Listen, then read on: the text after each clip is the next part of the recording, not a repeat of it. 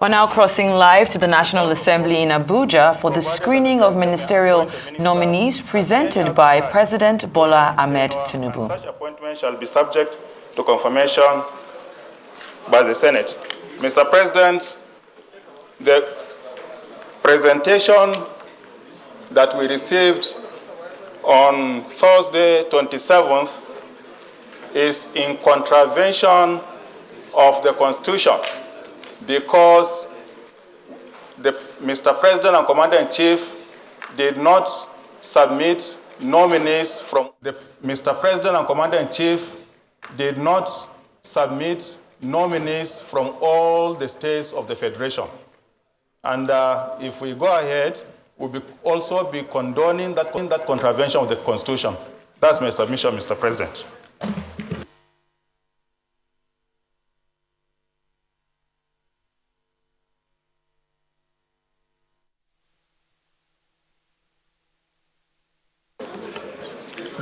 Distinguished colleagues, I just noted what you raised, but if you read the Constitution very well, it says that the President shall forward a nominee. Read it again. Forward a nominee. Read it again. The amended section, please.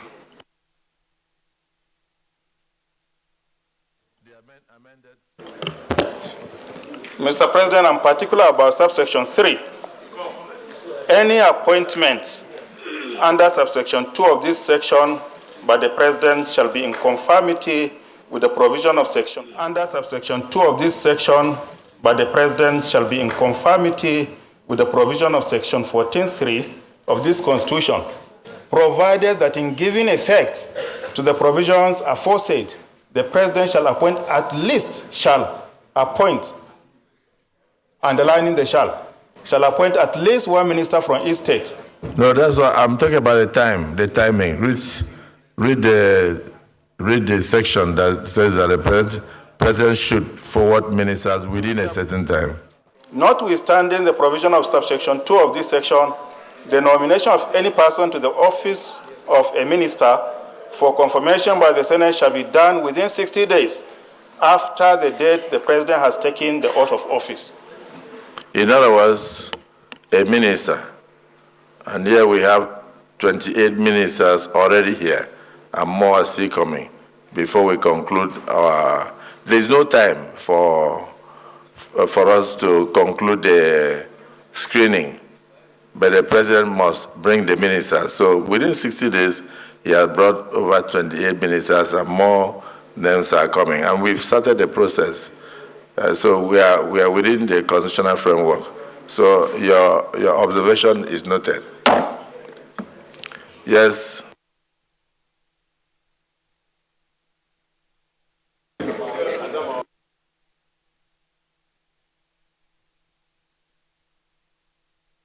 Leader of the Senate, I'm still expecting that more resumes are being distributed, and you are glancing through them.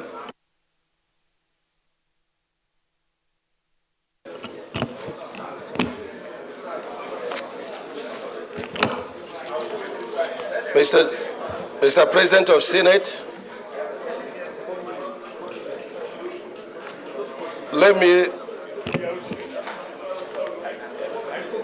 Mr. President of the Senate, let me claim your indulgence to continue with the motion, sir, which was not fully concluded.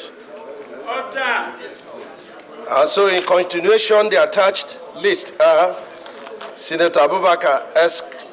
Kyari, Borno State, Abubakar E. Momoh, Edo State, Nyesom Wike, Rivers State, Engineer Professor Joseph Utsev, Benue State, Senator John Eno, Cross River State, Honorable Barrister Bello Mohammed, Sokoto State, His Excellency Mohammed Badaru Abubakar, Jigawa State, Ambassador Yusuf Maitama, Tuggar, Bauchi State, Senator Abubakar Sani Danladi, Taraba State, Barrister Uju Kennedy, Ohaneye, Anambra State, Honorable Dr. Olubimi Tunji Ojo, Ondo State, Dr. Beta C. Edu, Cross River State, Imam Suleiman Ibrahim, Nasarawa State, Architect Ahmed Musa Dangiwa, Katsina State, Chief Uche Geoffrey Naji, Enugu State, Stella E. Oko Tete, Delta State. Mr. President of the Senate, distinguished colleagues, in order to carry out this exercise in conformity with our standing orders, Section 12(1) and also Sections 1A and B, floor privileges, we move a motion that the Senate do admit the special advisor to the President on National Assembly matters, the nominees, non-serving senators, and other government officials into the Senate chamber. I here move. The Minority Leader. Thank you, Mr. President. Mr. President, I rise to second the motion moved by Leader of the Senate. I so second. A motion has been moved and seconded. Distinguished colleagues, those who are in support of the motion say aye. Aye. Those against say nay. The ayes have it. The Sergeant at Arms may now proceed to bring in strangers into the chambers. Leader of the Senate.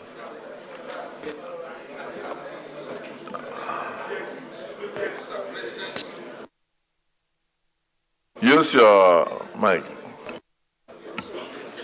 Mr. President of Senate, may I move a motion for the Senate to resolve into a committee of the whole to conduct the confirmation hearings. I hereby move. The Minority Leader. Thank you, Mr. President. I second the motion moved by Leader of the Senate that the Senate resolve to committee of the whole to continue proceedings. Thank you. Distinguished colleagues, a motion has been moved and seconded that this Senate do resolve into committee of the whole to consider the nominees sent in by Mr. President one at a time. Those in support of this say aye. Those against say nay. The ayes have it.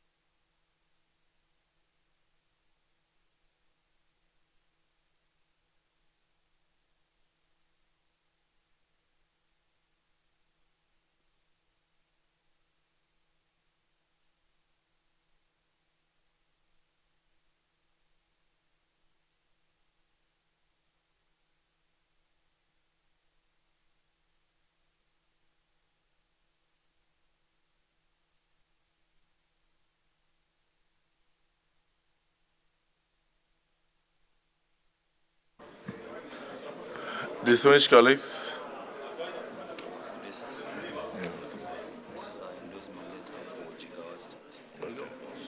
Okay.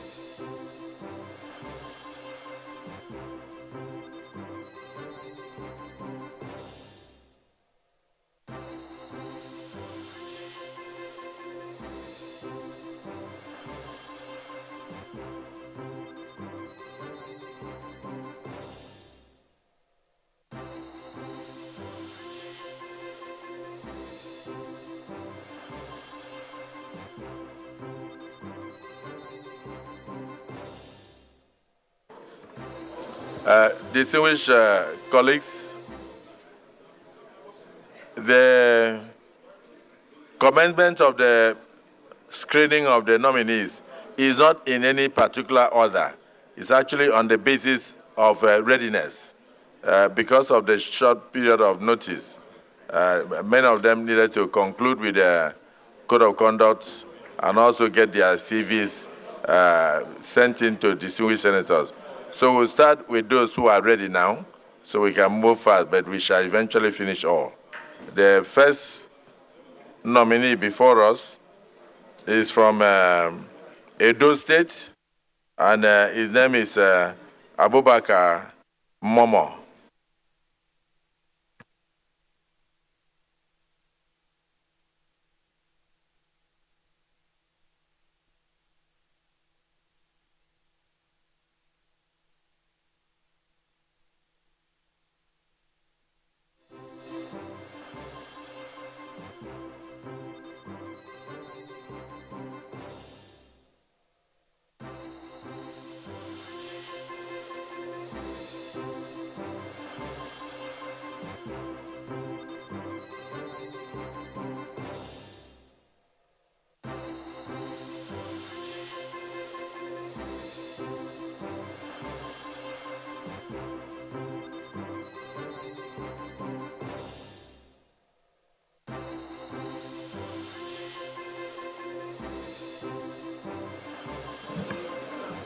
Leader of the Senate. Okay.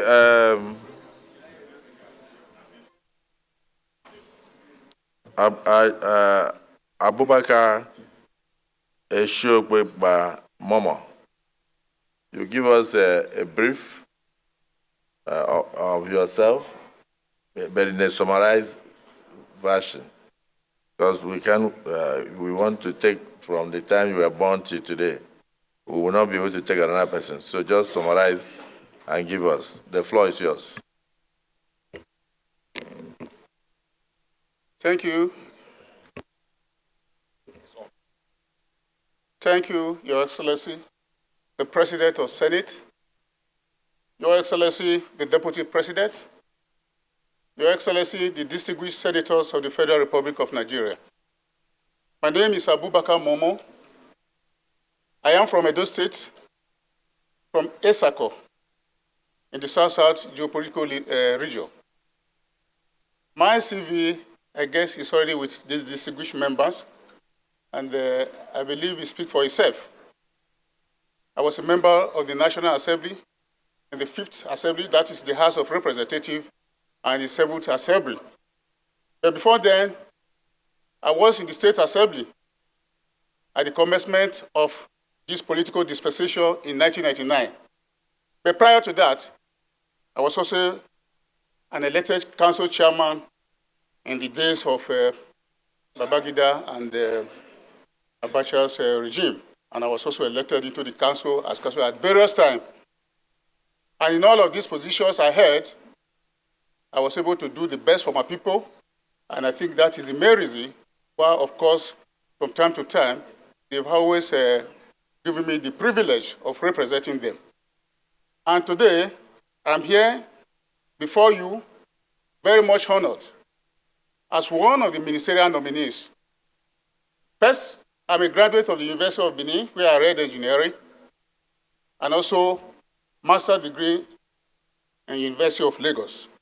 I also have a master in public administration from Procedural University.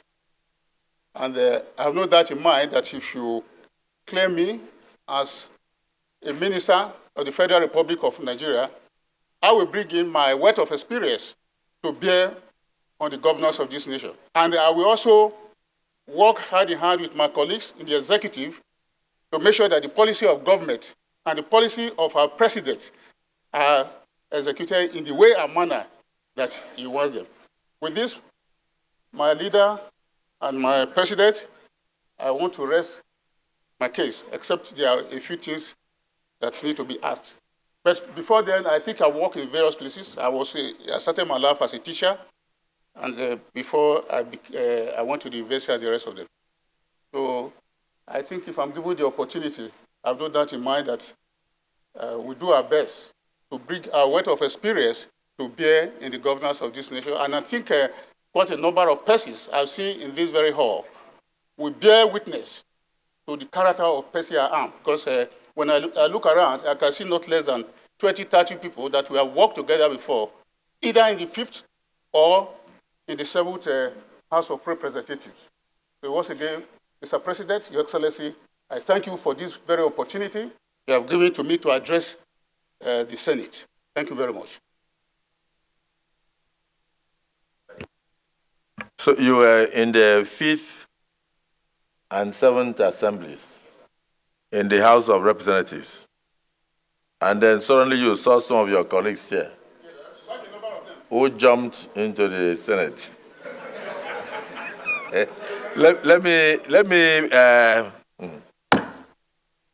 Distinguished colleagues, let me just make one point.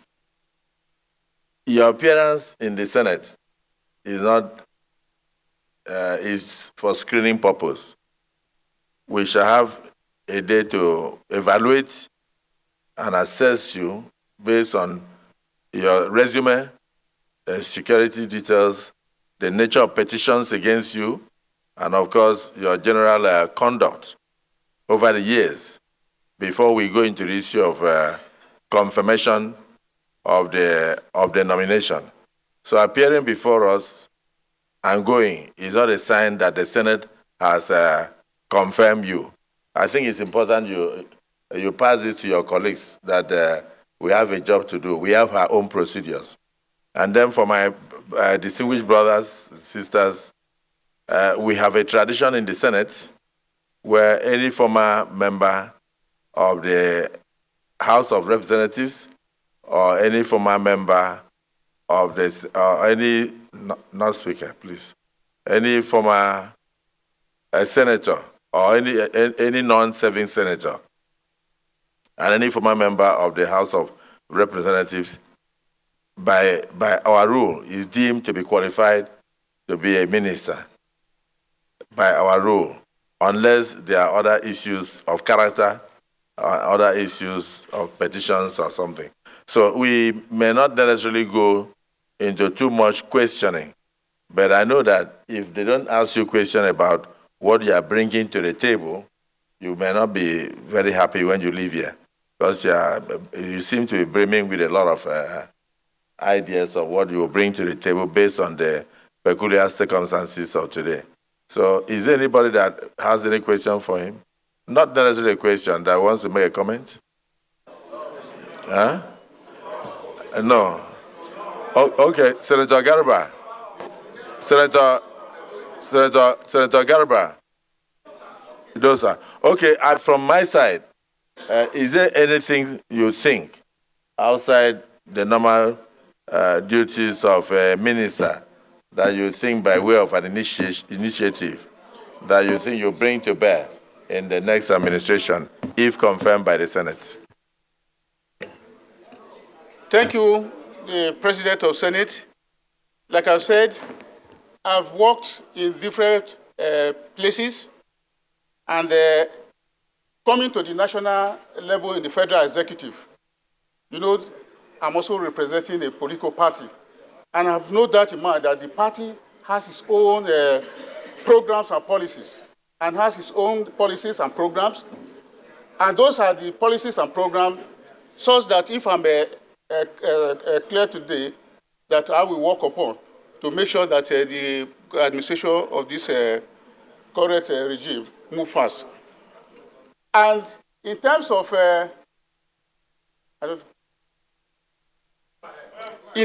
what I bring on board, it all depends upon the ministry in which I'm going to serve.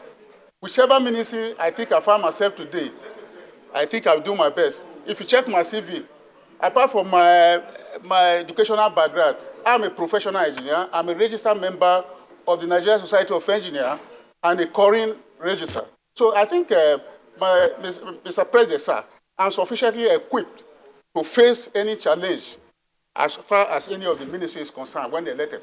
As long as the party has its own policy and its programs, I will face those policies and programs and execute them to the best of my ability. I must thank you because you just mentioned an additional information that you are a current member, registered member of the Nigerian Society of Engineers, and also outside the fact that you are very ably qualified in terms of your pedigree as a former member of the House of Representatives. Can you take a bow? Done. Go ahead, you are the chairman of business and roads. I'm not presiding that. Point of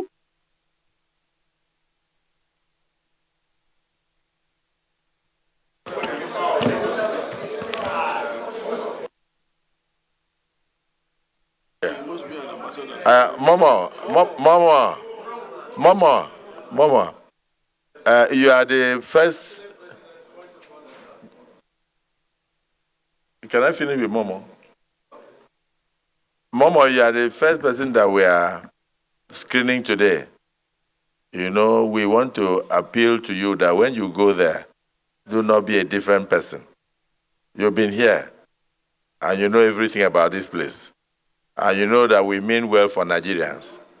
Don't go there and close your door, and then you don't relate with the legislature. You only come here when it is time for budget. I don't know whether you understand the point. You there has to be, you have to work collaboratively with us.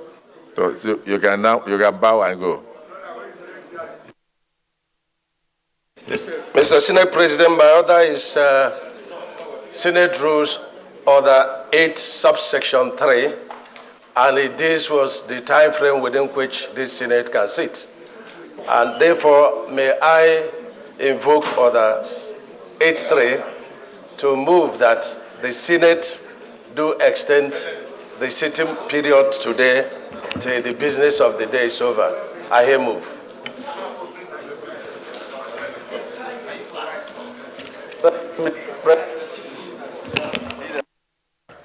I wish to second the motion moved by Leader of the Senate that the Senate do extend the time based on what we have at hand so that we can continue beyond 2 p.m. I so second. Distinguished colleagues, even though the Senate ought to have gone on its parliamentary recess on Thursday last week, you graciously accepted, out of patriotism and nationalism, to extend the period of sittings to cover this screening exercise, which I commend you. The Nigerian public commends you for your show of patriotism. Now we are faced with the issue of time. Those who are in support of the motion moved that this Senate do extend the time beyond 2 o'clock, say aye.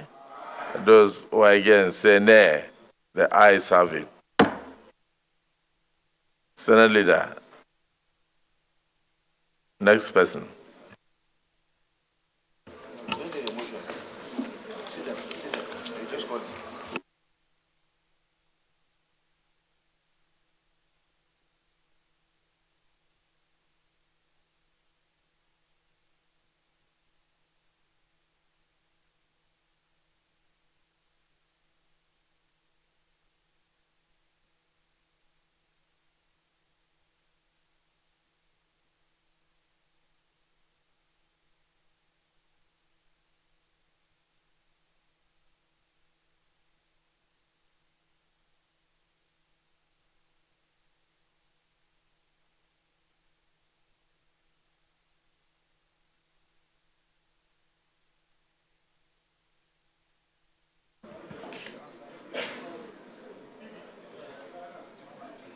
So let me welcome the esteemed nominee, His Excellency, former Governor of Rivers State, Nyesom Wike, to the hallowed chambers of the Senate for a screening. We just want you to give us a brief resume of yourself and anything you think the Nigerian public does not know yet, which you want to reveal. So the floor is yours.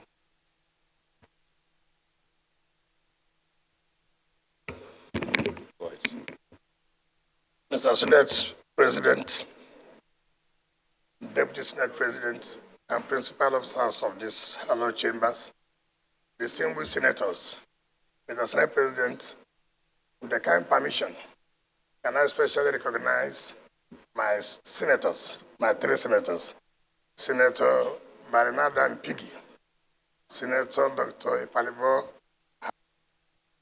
Senator Oluwel Onyesu. Thank you for that privilege. Mr. Senate President, my name is Ezenwo Nyesom Wike. I'm from Obiabo local government of Rivers State. I've had my education in Rivers State from primary school to secondary school. I went to University of Port Harcourt.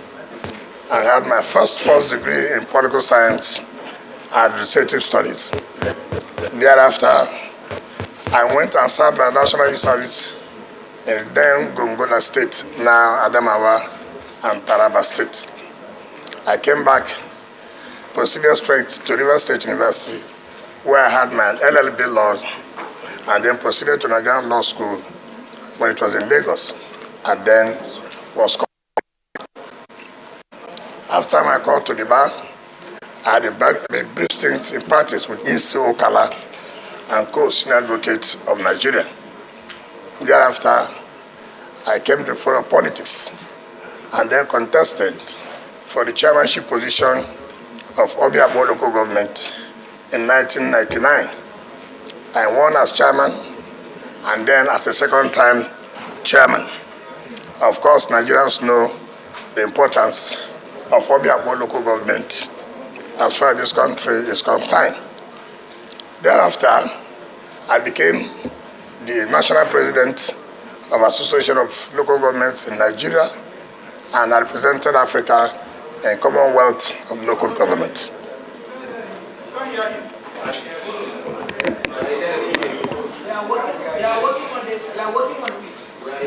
After that, I became the Chief of Staff to the government of Rivers State in 2007. Thereafter, I became a Minister of State Education and then became the Supervisory Minister of Education. In 2014, I resigned and went to run for the governorship of Rivers State. I became the governor of Rivers State in 2015. Again, I recontested in 2019 and won. To the glory of God, I served out my tenure May 29, 2023. As governor, it's on record in this country. Everybody will attest the fact that I changed the landscape of Port Harcourt. It's on record. In 4 years, I constructed 12 flyovers in 4 years. Not by any contractor, but Jealous Beggar Nigeria Limited. One of you, Mr. President, will attest to the fact that you have even come to Rivers State to commission projects. Eminent Nigerians in both, it does not matter which affiliation, whether you're a politician, whether you're not a politician, whether you belong to Party A or you belong to Party B, all have come to Rivers State to commission projects. And I can tell you, what is important, there's no thing like magic. What is important is what passion do you have? What commitment do you love your people? And I can say, as a governor, then, in my 4 years, in the second tenure, I've never left my state and slept outside my state. I've made sure that I'm in my state to take the challenges, to solve the problems of my people. And that's why when I was living like a hero. They escorted me home, where women brought out their wrappers and laid on the ground and said, "March on the wrapper, welcome our son, you have done very, very well."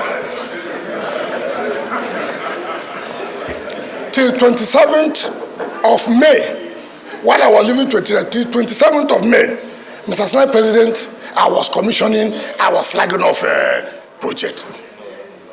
These things can be achieved if you are committed, if you have passion for the job. There are so many people who want to be minister, who want to be governor, for the sake that I was a governor, for the sake that I was a minister.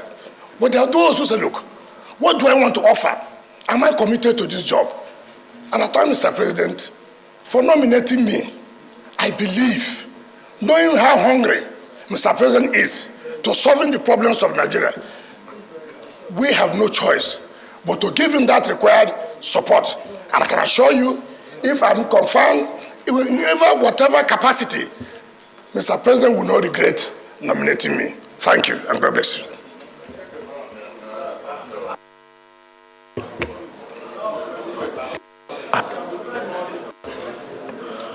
Distinguished colleagues, before you is a man that needs no introduction.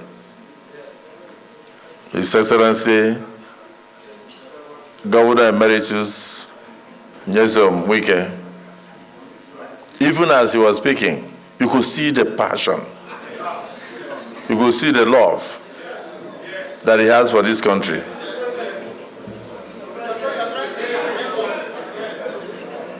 Your Excellency, I was one of those who commissioned projects during your tenure when you were governor.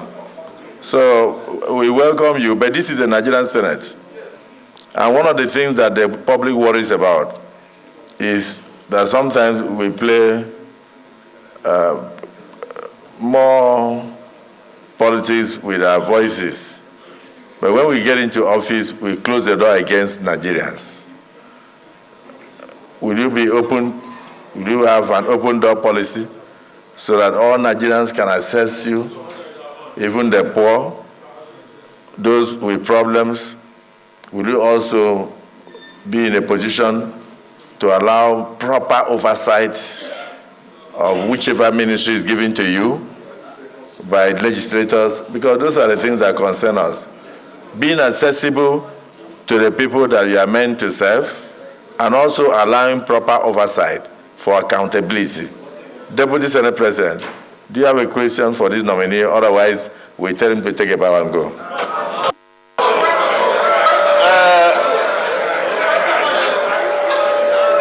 Mr. President, my distinguished colleagues, my name is Bello Jibrin. I represent Kano North in this Hallowed Chambers.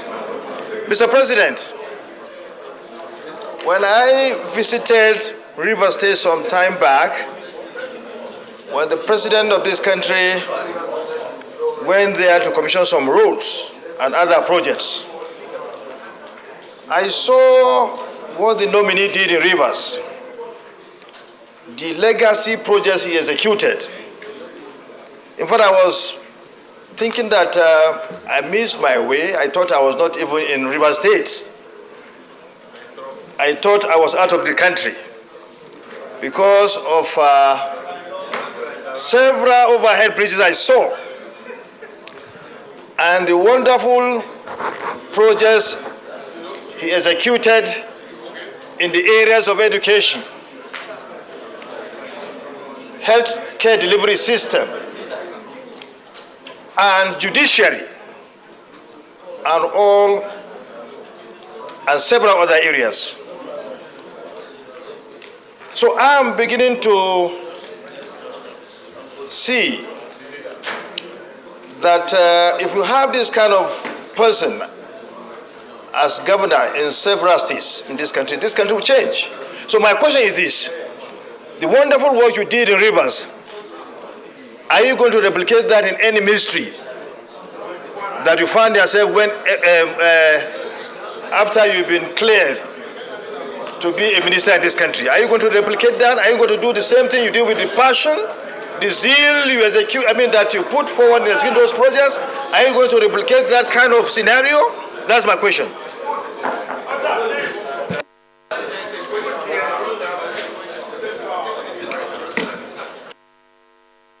Mike,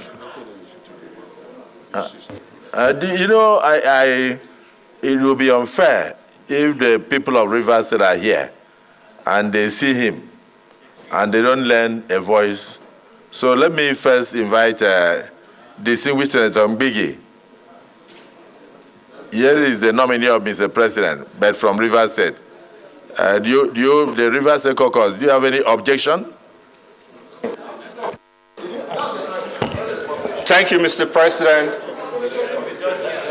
I remain Mpigi Barinada.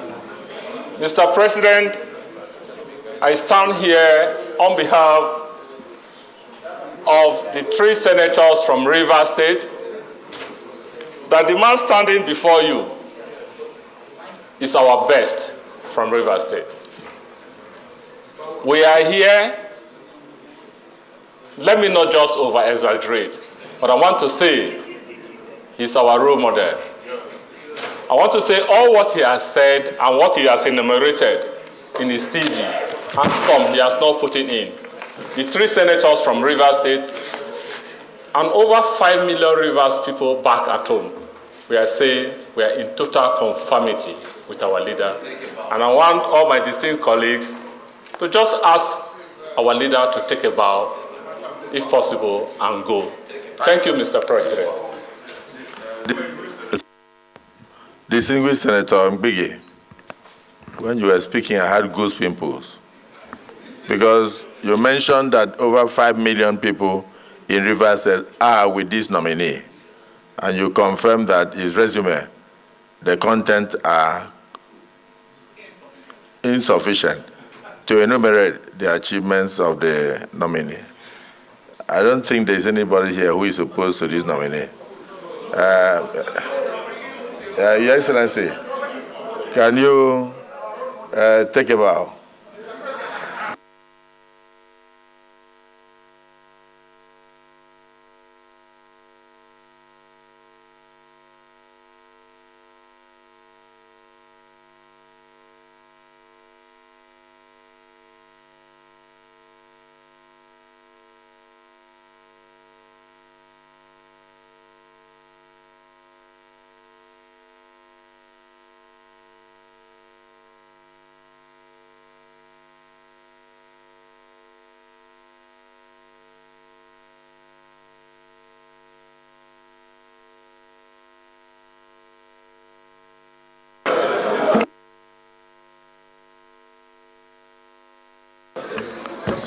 Professor Joseph Telelum Utsev.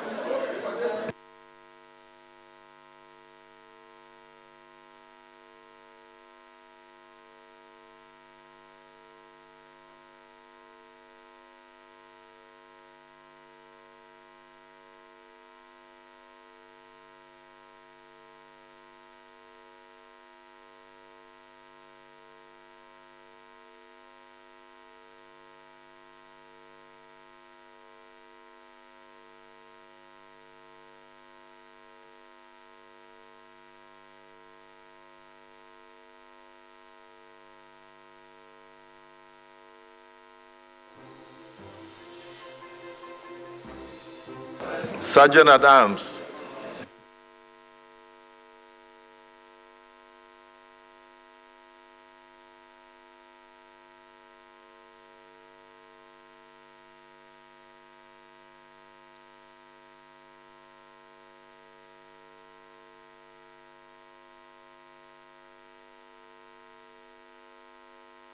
Senator Abaribe. Senator Abaribe. Senator Abaribe, if there is a delay, if the person is from Abia, please climb the stage so we can finish.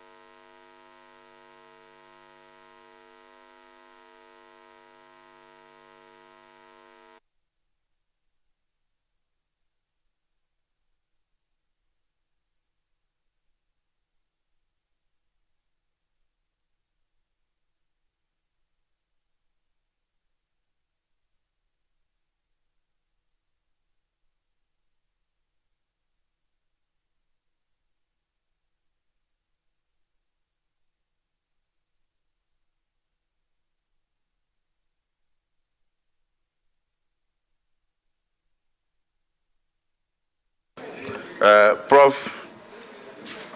Joseph Utsev, can you just give the Senate a brief resume of yourself, and then thereafter, senators have a right to ask you questions.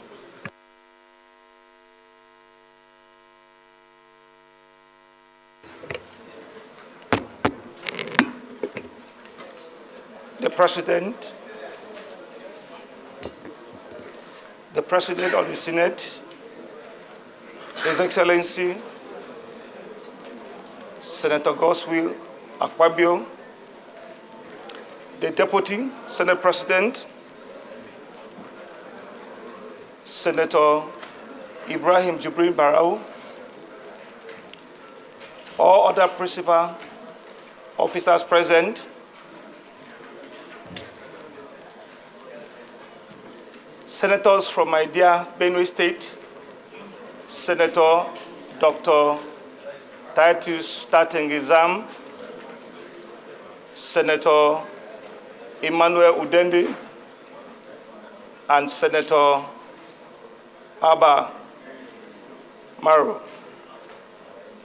Other distinguished senators here present. Mr. President, sir, I wish to begin by thanking the Almighty God for this opportunity to be here in this great chamber to appear before you as a ministerial nominee. I also thank the Almighty God for the privilege and the opportunity given to me to appear before you people. I also thank the President of the Federal Republic of Nigeria, who finds me worthy and nominated me to appear before you and to serve in his cabinet. Distinguished senators, I am very, very honored to appear before you for the screening as a ministerial nominee. My name is Engineer Professor Joseph Telumun Utsev.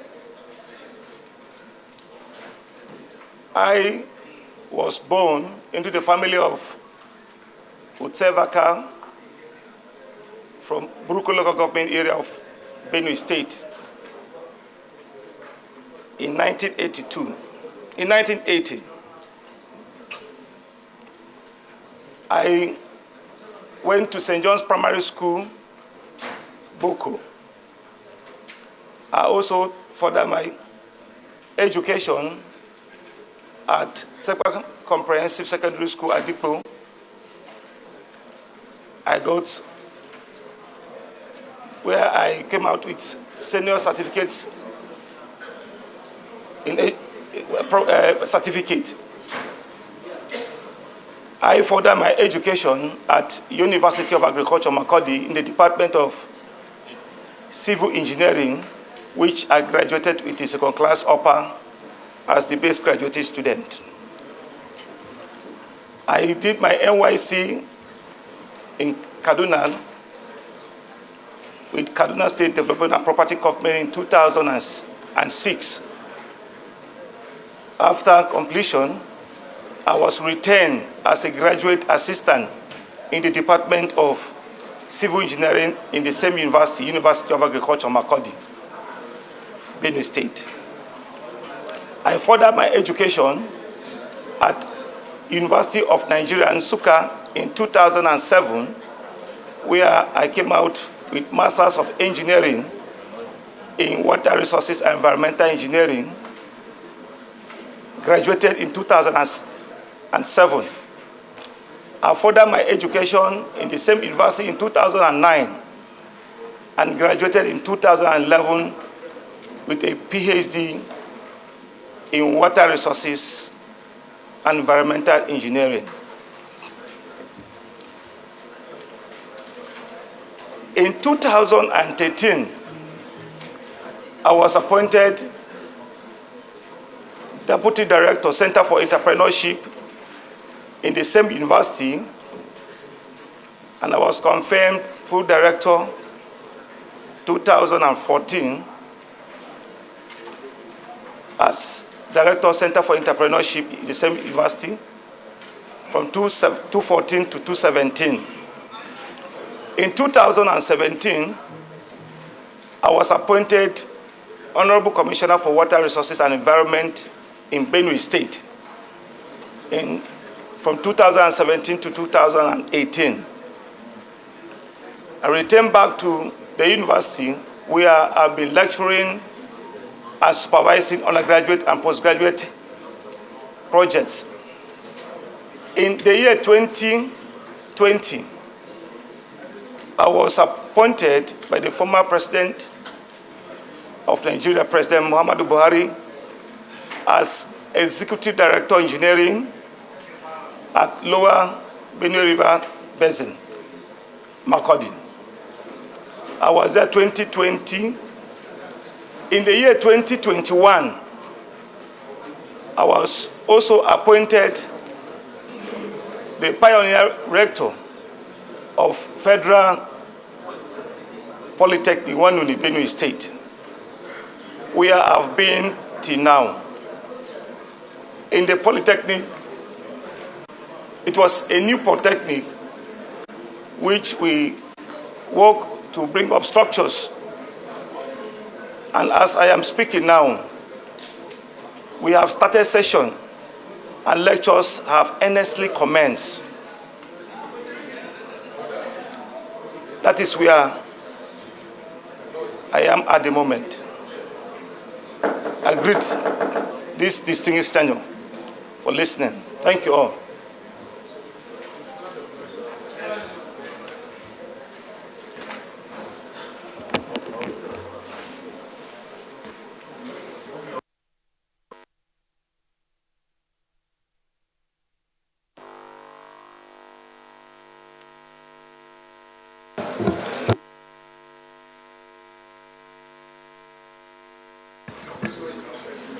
Distinguished colleagues, I must emphasize that the last nominee we screened, the reason why we did not need to ask too many questions is because we already have his record in the Senate. He had appeared before the Senate and was screened and was appointed a minister of the Federal Republic of Nigeria. So his record is with us, outside being a governor. So we only asked him to let us know what he had done as governor. So we have that record. But this is a fresh nominee, and it will be important for Nigerians to know more about him. So I don't know. So I'll be roving my hand. I'll go to the left and then to the right. So we start with distinguished Senator Darlington. You want to start first? Well, let Darlington start as a leader. I will. Benue will have a chance.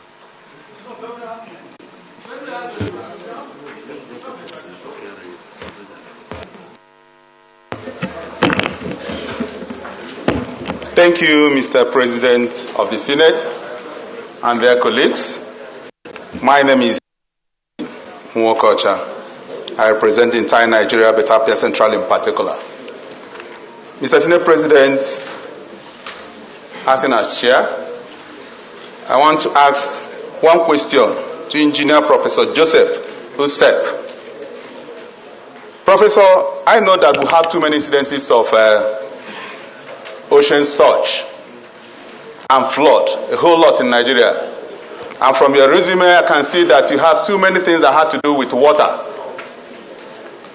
Please, I want to find out, have you ever in any way carried out a research that must have provided you with a pilot project on or simulation on how to harvest water for irrigation and some other things instead of wasting those things, the water, or channeling it into somewhere that will not be used? Do you know about water harvesting for irrigation and things like that? Distinguished Senator Abiru.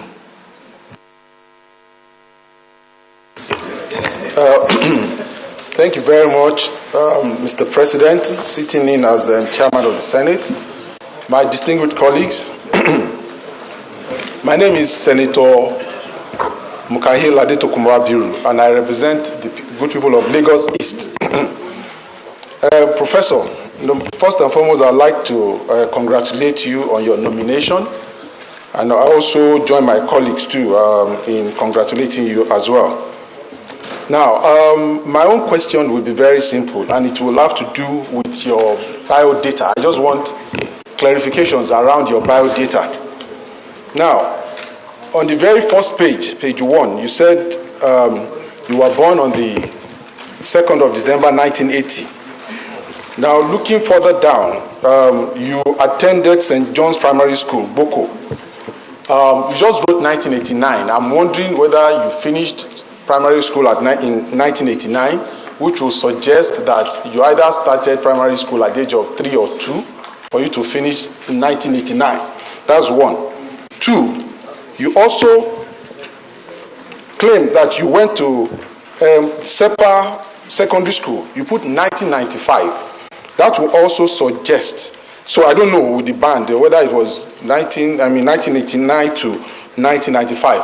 But what is also what will appear a bit distorted for me, which I also need clarification for, is that given your academic excellence, you know, you graduated in 2004, meaning that, you know, you probably will have spent almost 9 years for your first degree. I just need you to clarify those data. I hope you understand, starting from primary school to why it took you that long to also get your first degree despite the academic brilliance that you have exhibited. Thank you, Mr. President, and my distinguished colleagues. Thank you. Yeah, Prof.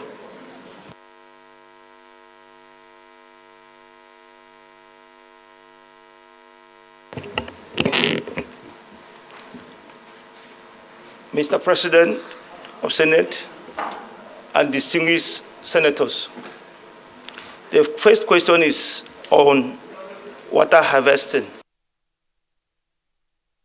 I've conducted any research on that. Yes. I've conducted several researches on water harvesting and reuse. One, we look at harvesting water from different sources. We have different sources of water harvesting. One, we harvest water from rainfall. We harvest water from water that comes, the wastewater that comes out of our homes or different sources, and we treat it for reuse. Why are we doing this? Water is life, and water, we don't encourage wastage of water. So what we now do is that the water that the runoff that comes that will cause flooding or that will cause nuisance to the environment, to the society, we put it into use by 1, treating it, 2, by reusing it. The water that we harvest from rainfall, it is give it further treatment. It can either be used in that state for different purposes. For example, if you want to use it for irrigation, you can use it direct without treatment. If you want to use it for in case in drinking or cooking, you treat it further to avert that other bacteria or other viruses that will be find themselves in the water.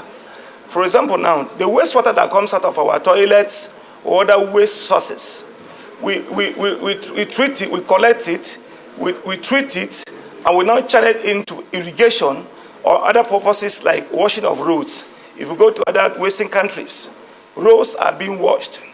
We use such water for washing of cars and other things that are not to be maybe for drinking.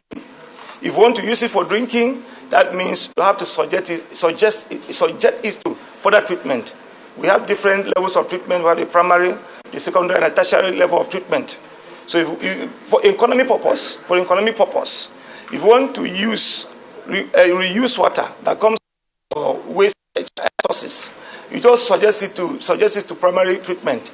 Primary treatment is where you maybe through filtration and a little touch of bacterial removers. Then you use it for irrigation because some of the bacteria that are there that are helpful for our crops. So we suggest it to only primary treatment so that we can reuse it. But for example, now if we want to use this water for drinking or other purposes, you have to suggest it for further treatment. So that is what we have been doing over time. So there are several researches that we have conducted. I think my CVs is there. If you can look at it, you can see some of the researches that we have conducted. Then the second question that talks about my biodata. Yes, I went to primary school in the year 1984. The year 1989 was when I got my first living certificate. And the last thing is the years. Pardon? I started in 1984, 1984, 1985, 1986, 1984, 1985, 1986. Pardon? 1984, 1985, 1986, 1987, 1988. 1987, 1988, and 1989. That was when I passed out with first school living certificate. Primary school. I'm talking about primary school. Then I further my secondary school in 1990. Yes, secondary school in 1990. 1990, 1991, 92, 93, 94, 95. That is when I got my SSCE. That's when I got my SSCE. Then I graduated in 2004. Yes, what happens that I was actually supposed to pass out in 2003, but there was a prolonged strike. If you can remember, there was a prolonged strike by ASU. Then I did a 5-year program in engineering, which I was supposed to stay there for 5 years. So I graduated in 2000.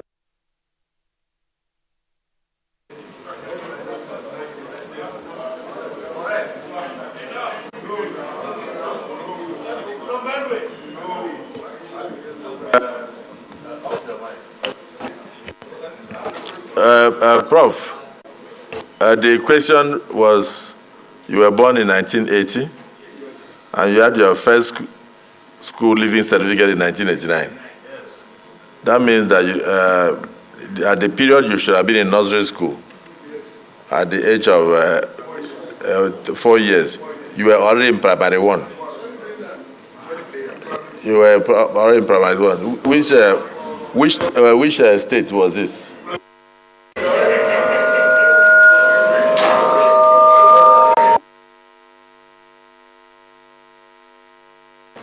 Well, so the nominee was born in 1980, and the nominee graduated with first school living certificate in 1989. So the nominee is exceptionally brilliant. The nominee was 3 years old when he started his primary education, and he proceeded to do 6 years. He proceeded to do, the nominee started his primary education at the age of 3 and was able to finish 6 years later in 1989. And it's possible that the nominee was a classmate of Senator Abubakar. So let's hear from Senator Abubakar whether he also started his own primary school at the age of 3.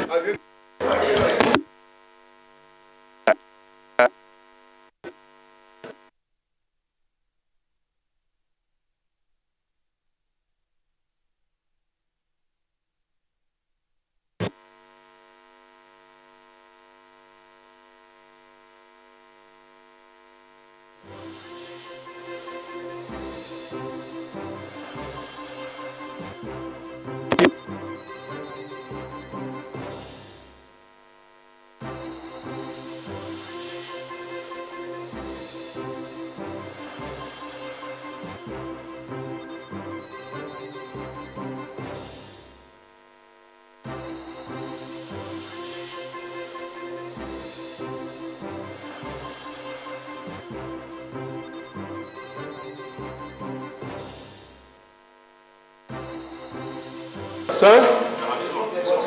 And I want to believe that standards that are applied to nominees that appear before this hallowed chamber will also apply to Professor Utsev. Mr. President, distinguished colleagues, looking at the resume that we have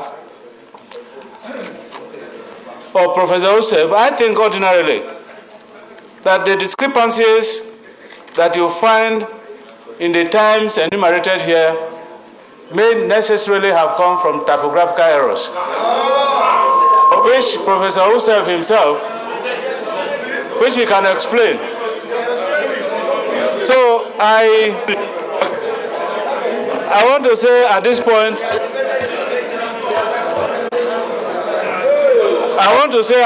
therefore, that records don't lie. Records don't lie. And if you look at what we have here about qualifications and the explanations he has given, I think we must be prepared to give him the benefit of doubt. And so, my distinguished colleagues, I want to say that at this point, that Professor Yusuf has sufficiently explained himself and the records are there to show. But I have a point that I want to make here, Mr. President. In your answer to the point of order raised by our colleagues earlier, without prejudice to my support for Professor Yusuf, I want to say that I come from a part of Benue State that is a minority. I want to say, therefore, that while I'm appealing to my colleagues to approve the nomination, to confirm the nomination of Professor Yusuf,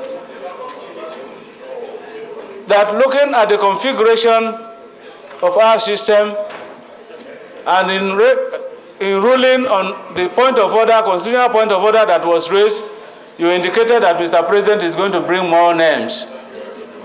I want to say, therefore, and place it on record, that in bringing more names, especially from Benue State, that a name that will come should come from the Benue South Senatorial District to complement our effort at creating unity in Nigeria. Thank you very much, Mr. President, for allowing me to make this comment.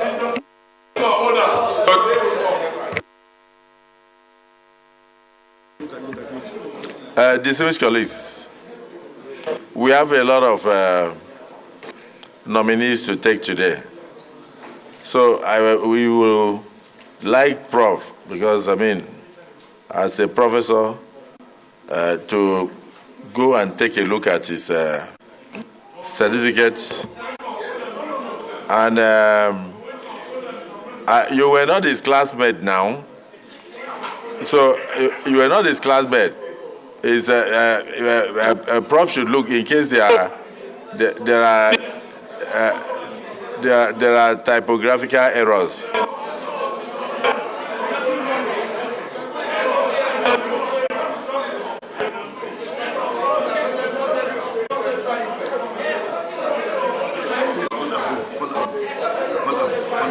Mr. President, point of order.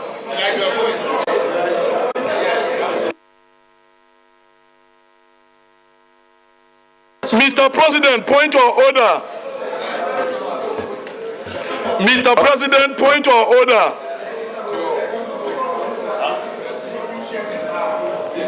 Mr. President, point of order. Senator.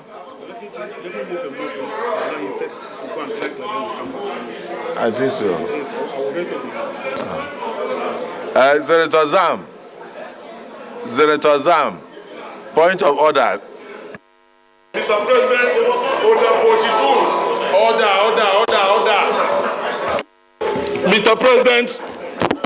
Mr. President, I am speaking on order 42.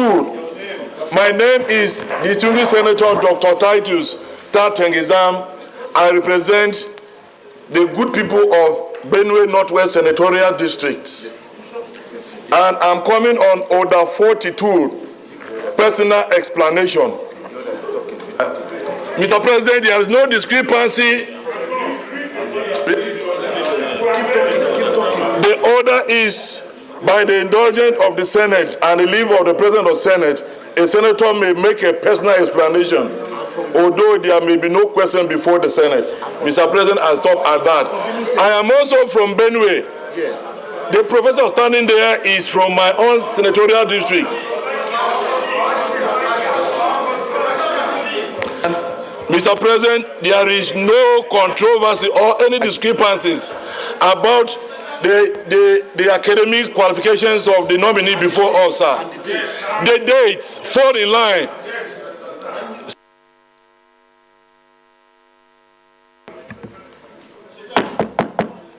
Distinguished colleagues, nobody is fighting with anybody. If you have your PhD, it is your PhD. Nobody's going to take it from you. We have two stages here. The first stage is screening before we go into confirmation. At the stage of screening, you have a right to ask any question. So you ask your questions, the gray areas, let us note them down so that the nominee can answer those questions and go. When we go down to the other stage of screening, of confirmation, we can now take a holistic look at all the things that were put forward before us. Even if Senator Zam, there is no way you can lobby the Deputy Senate President on this. So let us.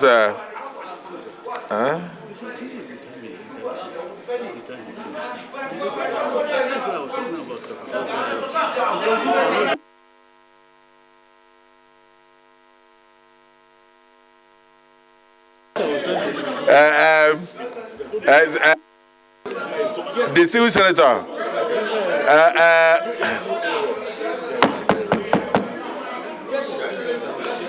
On this particular issue, on this particular question, on the question of when he entered school and when he finished school, I would not entertain any further question on that.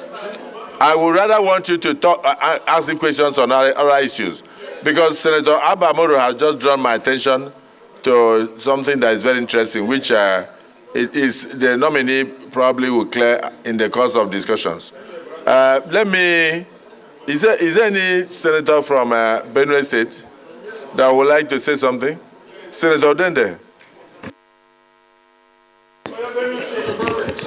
Mr. President, my dear colleagues, my name is Emmanuel Memga Udende.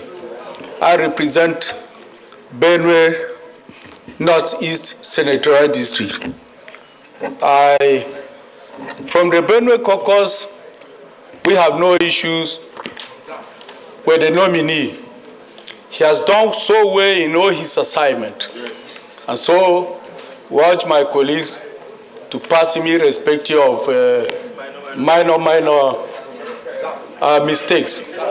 That is our submission. It's not a mistake. No mistake. No mistake. It's not a mistake. He can off your mic.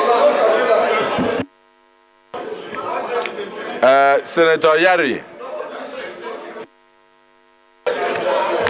Thank you very much.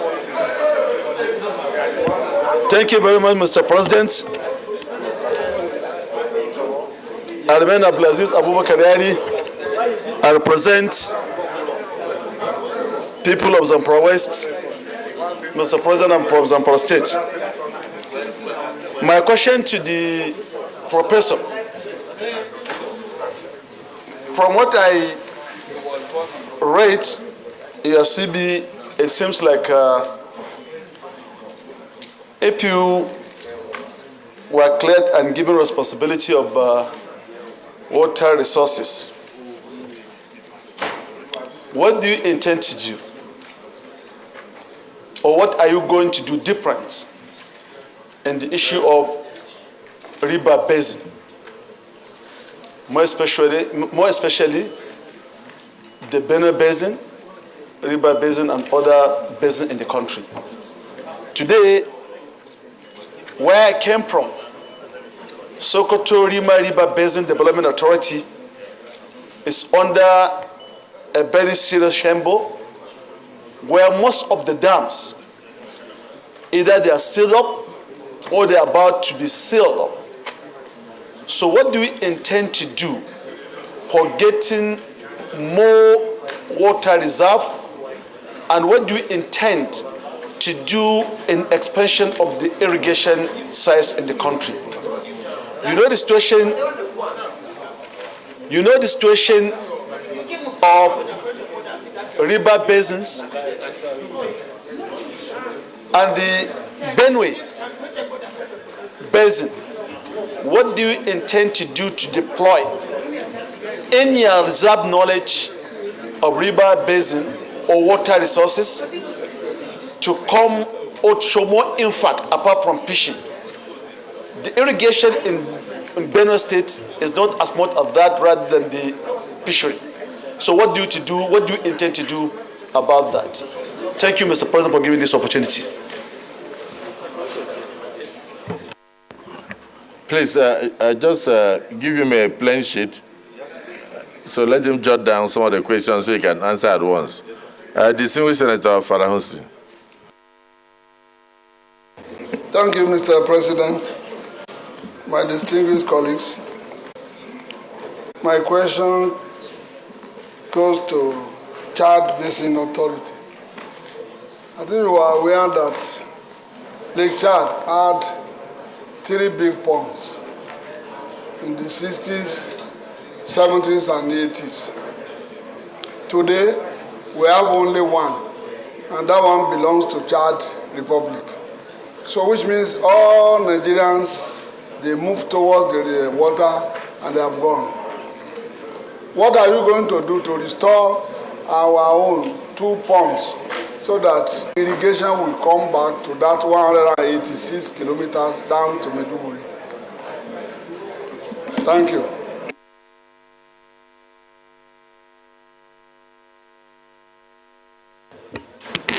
Sorry, Senator, the last question, I didn't get it well.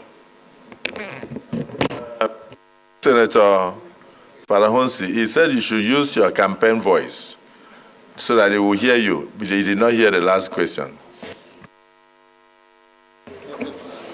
Mr. President, I asked him about Chad Basin Authority, particularly the Chad ponds. We had about 3 big ones that are really serving irrigation and farming along that 186 kilometers from Maiduguri to Chad Basin.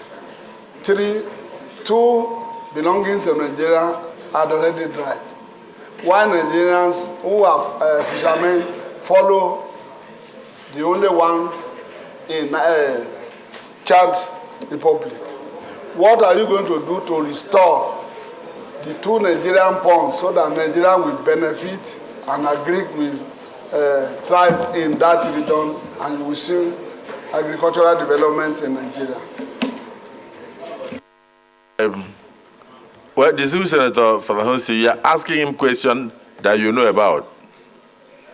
You said that you know about 3 dams. Is it 3 ponds? He may not know about the 3 ponds unless he did research on the 3 ponds. And then he may not even know the ministry that is going to.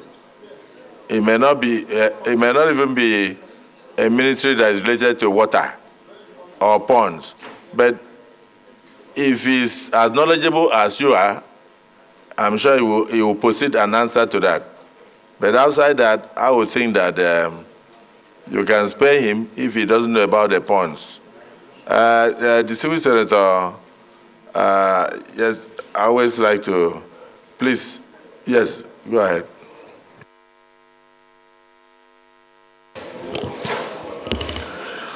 Thank you, Mr. President.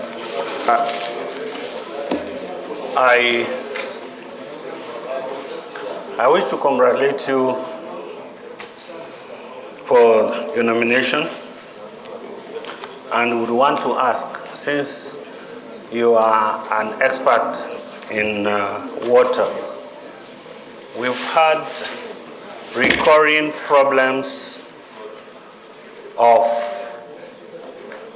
flood, particularly when Cameroon discharges its water. You are from Buruku, I am from Doma. So your people and my people suffer the same thing along the River Benue.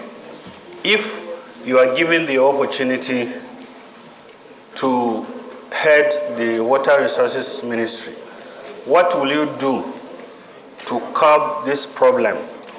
Because our people have died in millions, have lost properties in billions, and there is no end to it. So what will you do to make sure that this thing that Cameroon does every year or from time to time, that they inform us about, that our people still die of?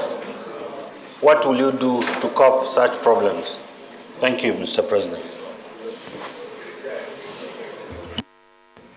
Distinguished Senator Onawu, I must say that I like your question because both of you are neighbors. And so you probably share the same natural water dam. So I'm happy to hear that question, and I'm sure he knows about it. So this is Senator Sani Musa. Before you say I have marginalized Northeast, North Central, ask your question. Senator Abu, wait. Northeast will ask. So, but let North Central ask first. Thank you, Mr. President, my distinguished colleagues. My name is Mohammed Sani Musa, representing Niger East. What affects Benue also affects Niger. So, Mr. Nominee, congratulations. My two simple questions are that Nigeria, we have been facing the problem of flood everywhere, and every time we are just giving some short-term measures to take care of them. And we neglected water harvesting completely. If you go to countries like China, you will see a small stream that is flowing. They make it to walk. Instead of flowing to go down to join the bigger rivers to just washed away, they do certain things that will make the water to be recycled. In so doing, they even put small turbines, which helps in irrigation. So all year round, there is agriculture. As an expert in that field, if for any reason you are taken to that ministry or you are in the executive, in the cabinet, what kind of solution that you would prefer for Nigeria, looking at our kind of environmental settings, just with a follow-up to what Senator Onawo have said? If each community is having such problems, I think as an expert we should be able to think deeply on how we can bring solution. The second question is, our schools today, if you look at the curriculum of our schools, we do not talk about anything water.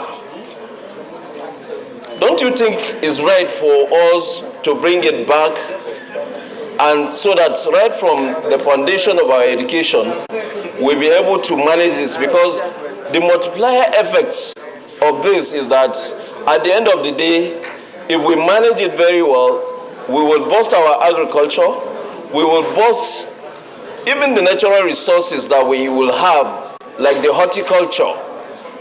The horticulture, we'll be able to manage it because all year round Nigeria, we have inland waters. We'll be also able to utilize it for the transportation. So it will be good if we can hear something from an expert, and that will help this country. Thank you and best wishes. Yes. Your mic. Senator Abu. Senator Abu.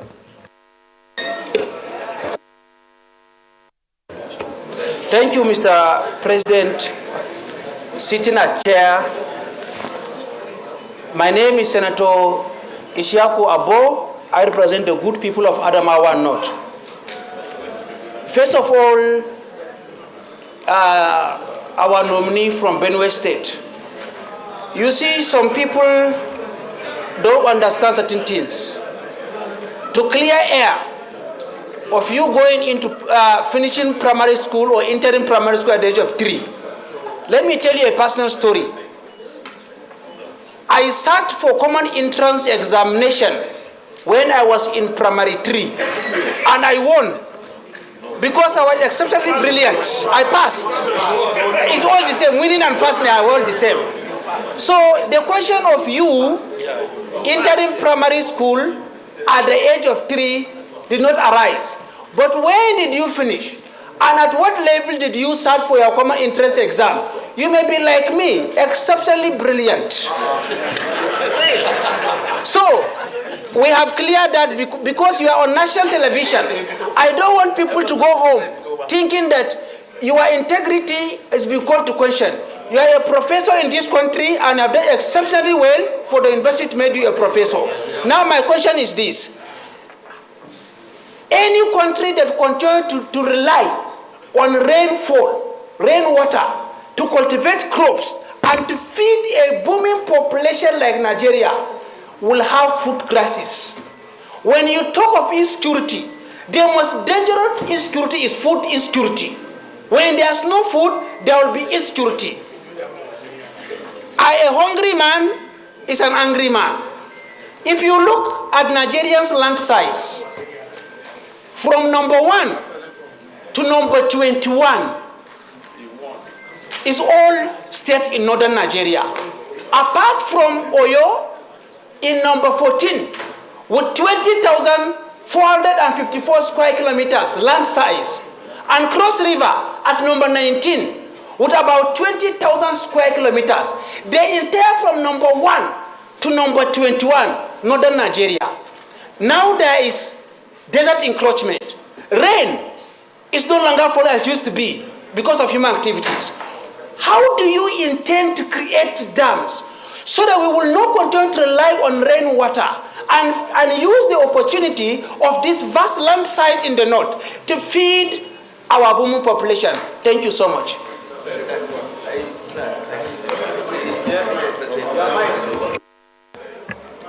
Distinguished senators, you may agree with me that several questions, so many questions have been put forward to him. Please, can you allow him to answer some of these questions? He has been here for quite a long time. Summarize your answers.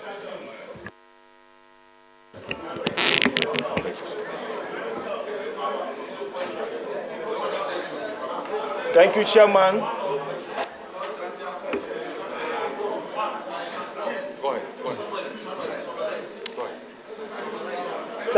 Thank you, distinguished senators. Basically, the 4 questions raised are all hinged on one thing. The 3 questions brought before are all hinged on. I want to summarize. What I want to say is that they are all talking about improving food production through irrigation. They're all talking about improving food production through irrigation. Now, in places, the third speaker was asking questions and giving answers at the same time. When we are talking about irrigation farming, we are talking about artificial supply of water to our crops. Now, with the construction of dams, drilling on boreholes, because there are some certain areas where dams cannot be constructed. In that case, we have what is called inland drilling. We call them inland drilling. They provide the waters for dry season. We're talking about dry season. Now, we are talking about flooding. Flooding now. Like, for example, River Benue. River Benue is heavily seated. It's heavily seated. And that is one of the reasons why we are having flooding in the country.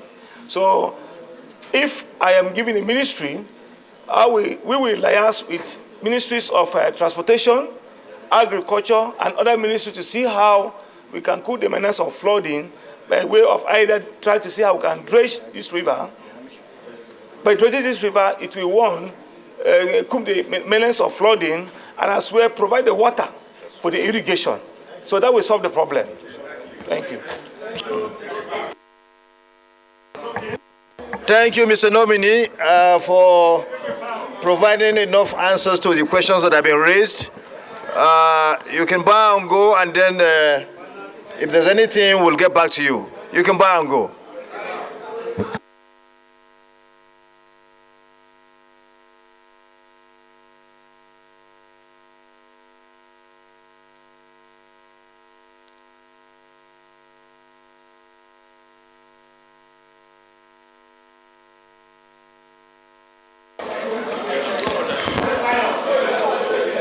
Mr. Senate President, I have a question for him now. Next nominee, please. Next nominee.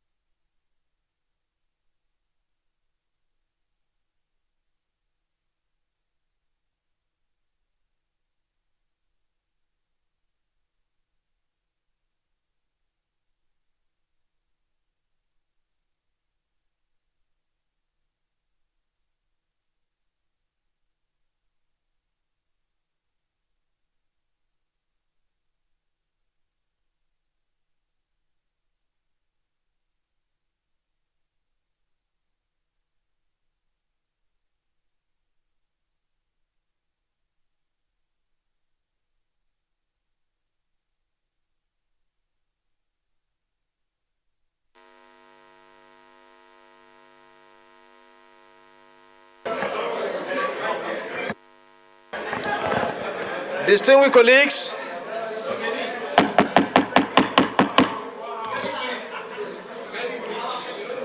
colleagues, we have before us Senator Abubakar Kyari, who is one of the nominees that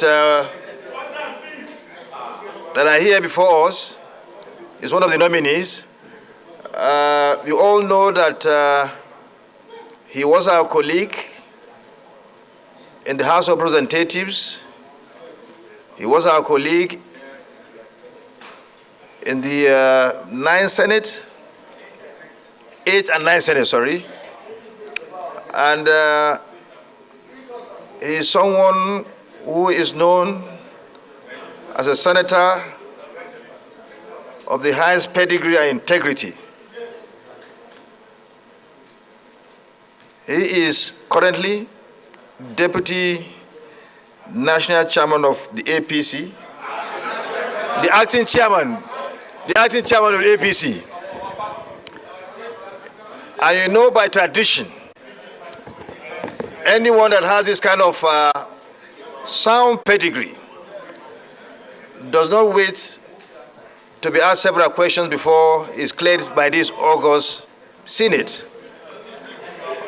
I will dare call on him if he has anything that he wants to tell us. He can tell us. And if he doesn't have anything, order, please. And if he doesn't have anything, he will take a bow and go. Distinguished nominee, our order, please. Order, please. Nominee, the acting chairman of the APC, the largest party in Africa. If you have anything that you want to tell us that we don't know, you are free to do so. And if you don't, please, you can take a bow and go.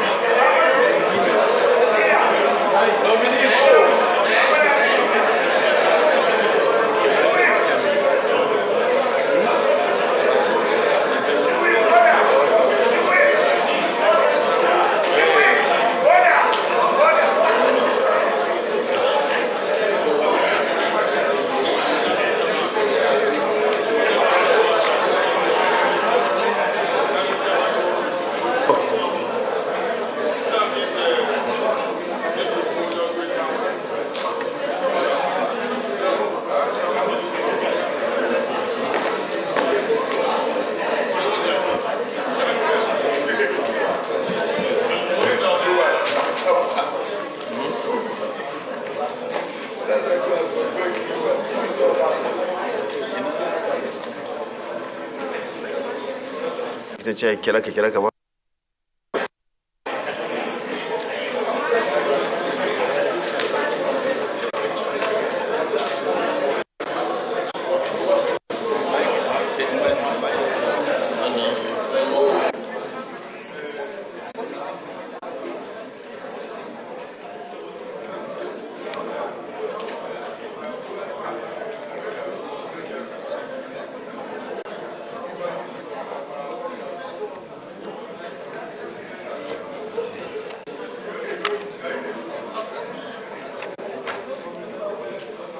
If my woman leader comes next, let me speak after the intro. Okay.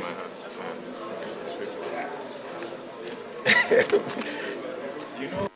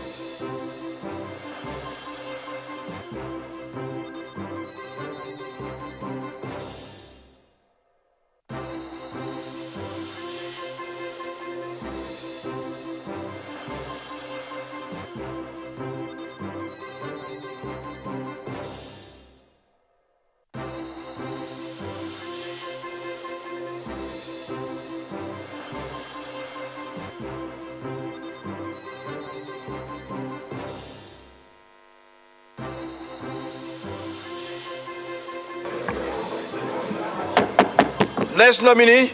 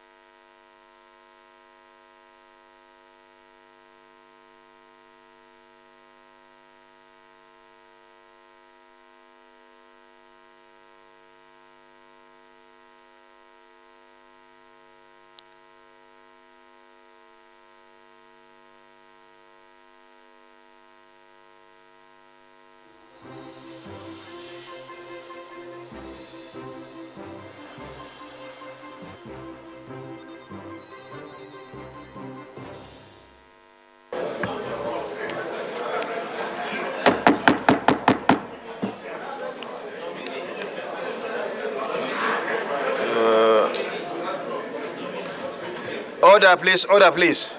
Chief Whip, can you keep the chambers in the state of silence, please?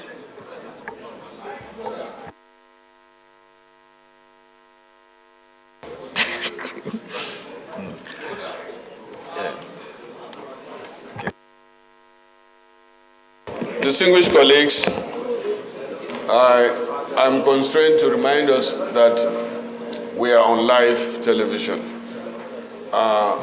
And it is our responsibility to conduct this procedure with seriousness and decorum. Please.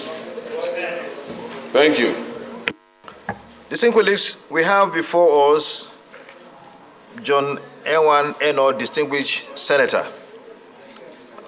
Is one of the nominees. Is someone we all know here, a former member of the House of Representatives and a former senator. Will avail him the chance to introduce himself. And you know, we have the tradition that anyone who has been a member of the National Assembly, particularly a former senator, because we believe such person has required and prerequisite pedigree and integrity to be the Minister of the Federal Republic.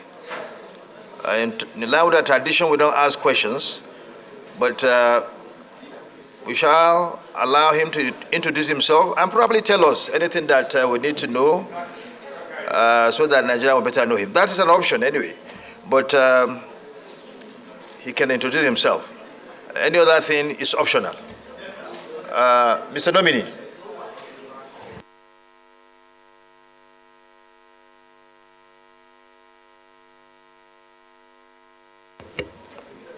Mr. President of the Senate, distinguished senators, my name is John Eno.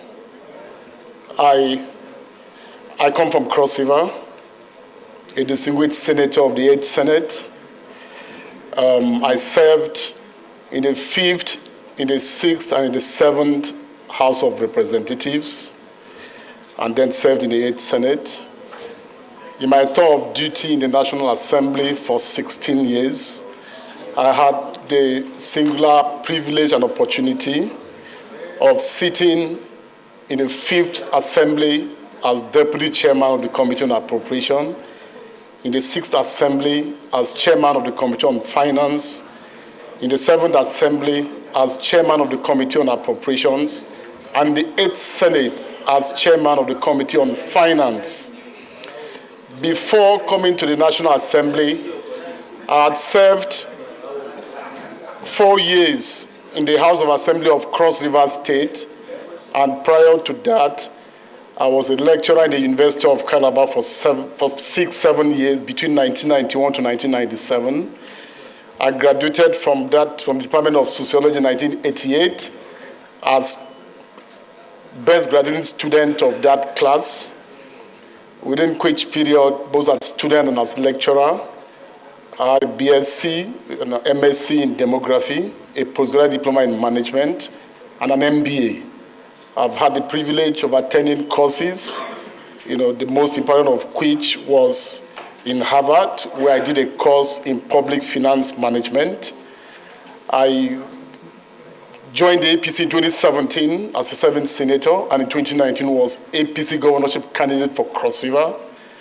So I feel very honored to have this rare privilege of presenting myself before you for confirmation as an honorable minister of the Federal Republic. I thank you. Okay. Thank you, distinguished senator and nominee. So the option is yours. If you want to add anything, and if you feel, you can. Well, what I try. If you don't have anything to say, you can take your bow and go.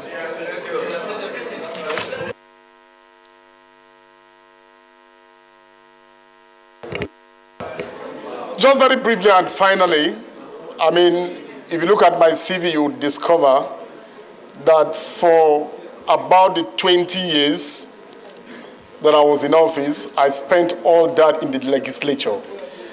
So this nomination for me provides me a rare opportunity to serve in the executive, and I can assure you that I'll represent the legislature to the best of my abilities, and you'll be proud of me. Thank you.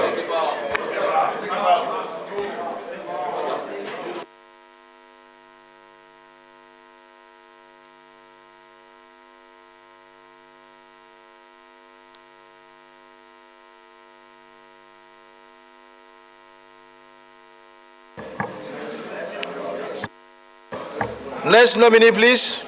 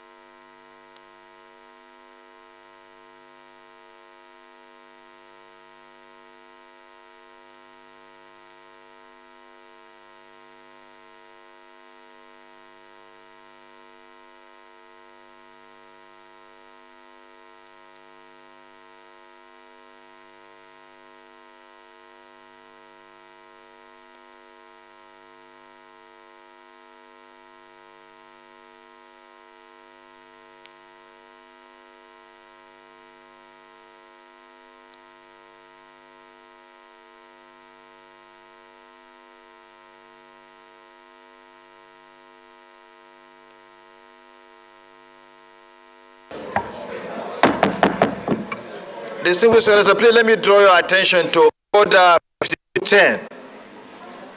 and it reads,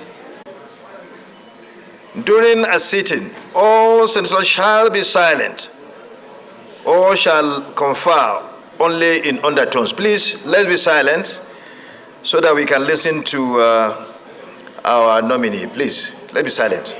Mr. Nominee, the next nominee, the one before us now, is Honorable Barrister Bello Muhammad, a nominee from Sokoto State. Mr. Nominee, you may wish to introduce yourself to the August Senate.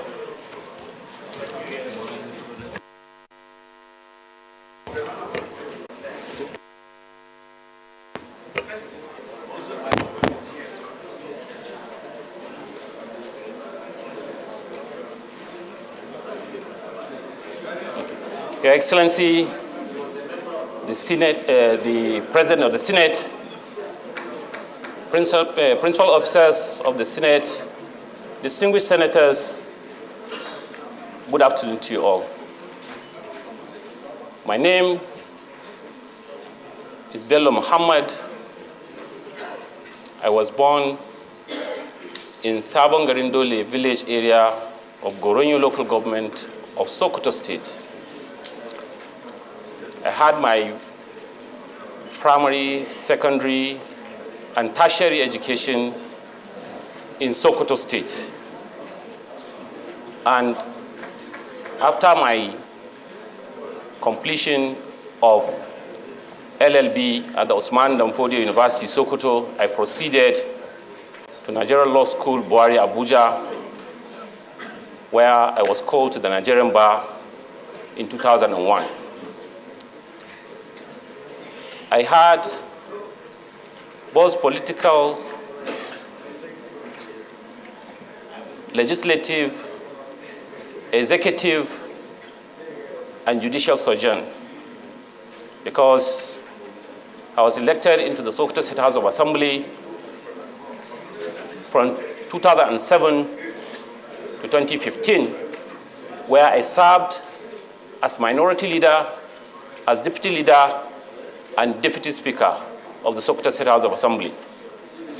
Later, in 2015, I served as a commissioner in various ministries in Sokoto State, ranging from solid minerals,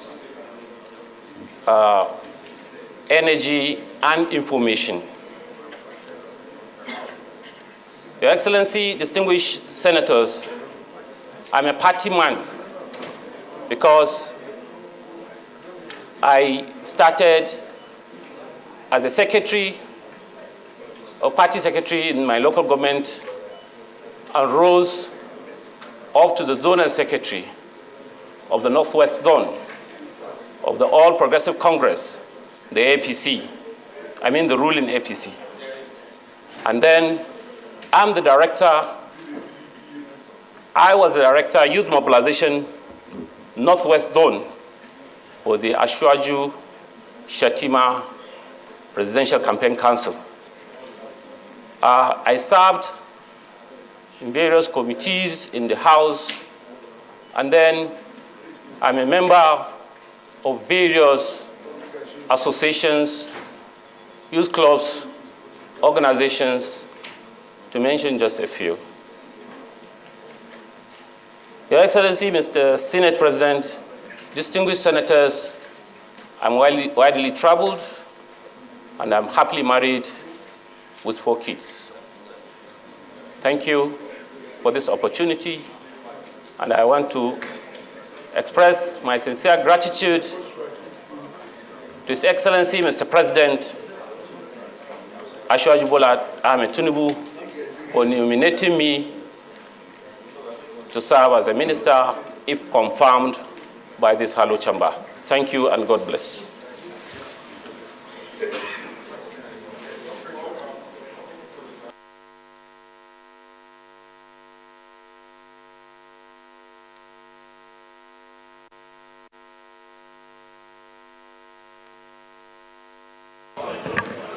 This is Senator Tambol.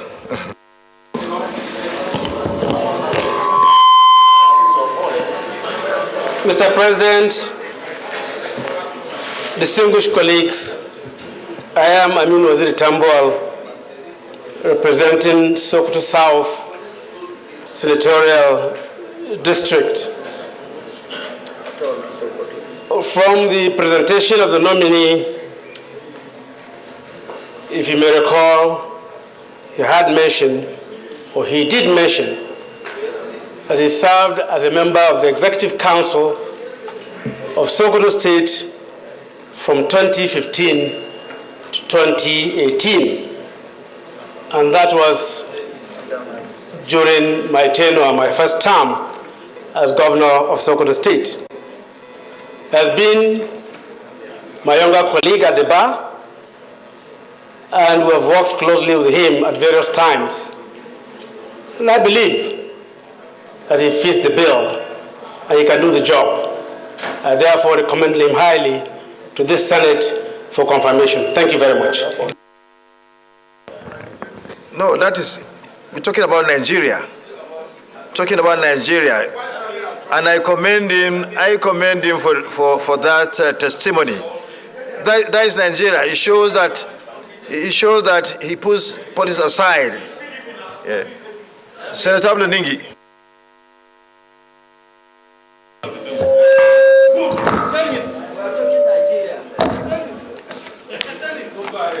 Mr. President, sitting as a chair, my name is Senator Abdul Ningi, and I represent Bauchi Central of Bauchi State. Mr. Chairman, let me congratulate the nominee, my dear younger brother, for this very important nomination. Perusing through your biodata, you could see on page 2 positions held and responsibilities. Number 2, you were Chairman Transportation Committee in Saudi Arabia for the Hajj 2015, operations in Mecca. You were in Arafat, Muzdalifah, Mina, and Mecca. And going further, you are also a member Hajj Reception Committee 2008 to 2010. You are also a member Hajj Screening and Plan Schedule Committee 2012, 2013, 2014, and also member Hajj Delegation 2015. This has given me an idea of the kind of person you are. And having gone through these exercises, you must understand, like myself and many others, the problems of Nigerians in Saudi Arabia. First, Nigerians occupy the last point, even within the African settings in Mina. Over the last decade or so, Nigerians have found it almost impossible to belong to the Committee of Nations during Hajj exercises. The Hajj exercise over the period of time has become very, very terminal and not something any Nigerian will be proud of, particularly what happened in this year's exercise. You recount quite a lot of problems with Nigerians that has to do with transportation, has to do with accommodation, that has to do with feeding, and that has to do with even running battle with the Saudi authorities. If eventually this House clears you, and the President and Commander-in-Chief by his leave appoints you as a Foreign Affairs Minister, what in your experience will you do in order to bring succor to Nigerians that live in a very terrible situation year in, year out? And secondly, will you also recommend the complete delisting of the Hajj Commission and probably giving the state powers to be able to organize their separate Hajj exercises? That is my question for you. Senator Jimo Ibrahim, the last one, because we need to quickly move forward.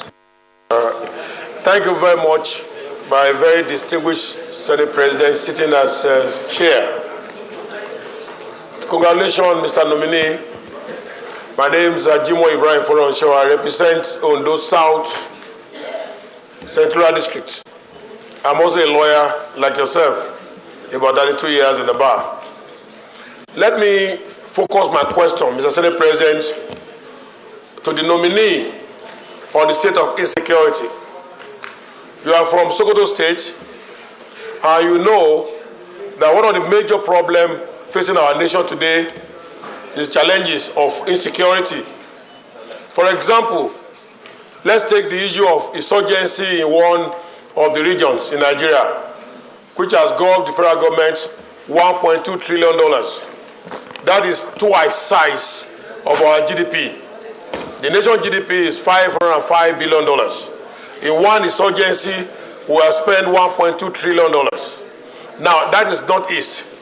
This insurgency also distilled to other regions in Nigeria. If the Mr. President decides to make you Minister of Defense, for example, you do know very well that all efforts to solve this insurgency have been proven very stubborn to all solutions. For example, in the Northeast, the insurgency is now 20 years old and is still there. Now, how will you advise the Defense Ministry or our very loyal soldiers how to handle this insurgency problem? In Zamfara this morning, they were attacked on about 300-something people. Now, this is just repeating itself across the country. As Minister of Defense, Mr. Nominee, how will you advise the President, who has spent 2 times of Nigeria's economic size in fighting one insurgency in one region out of 6 regions in Nigeria, and insurgency still percolating and distilling to the entire Nigerian nation? Thank you very much.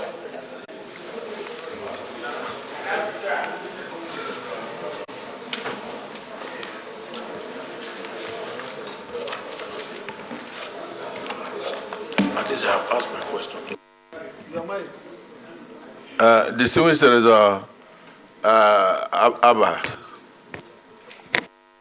Mr. President, I am Aminu Abbas, Adamawa Central. Mr. President, I want to plead with distinguished senators,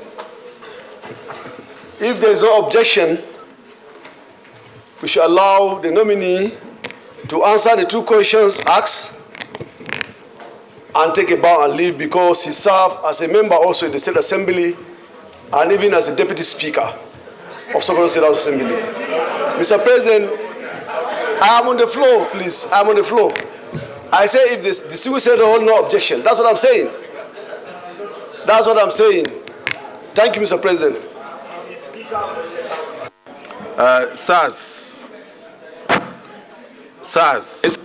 Sitting as chair of the House of the committee, I noticed that my name is Shoaib Afolabi Salisu. I represent proudly the good people of Ogun Central. The nominee has masters in energy security management, and you also serve as Honorable Commissioner for Energy Development in Sokoto State. There's a near consensus that our country is going through energy crisis. What will you do as a member of Federal Executive Council to ensure that the energy requirement of this country that will allow small and medium-scale enterprises to grow, that will allow for improved quality of life, that will also ensure that Nigeria attains its full potential? What will you do? What will your background with masters in energy security, how will it help the country?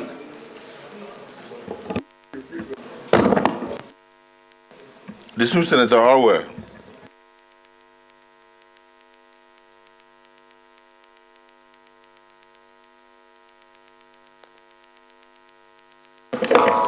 Thank you, Mr. President. The nominee, first I want to congratulate you upon your being nominated by the President to be part of his cabinet. And I've taken time to go through your resume. I would like you to go back to your academic qualifications. I've been looking for your school cert. I saw one. You sat for 5 subjects with 2 credits. I don't know how. I want to imagine that you still have another to bring. If not, I would want you to explain how you got into university with that. Thank you.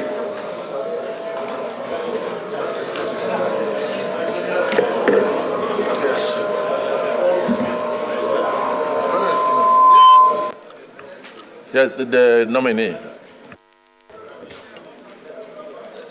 Your Excellency, Mr. President of the Senate, principal officers of the Senate, distinguished senators, I would like to answer these questions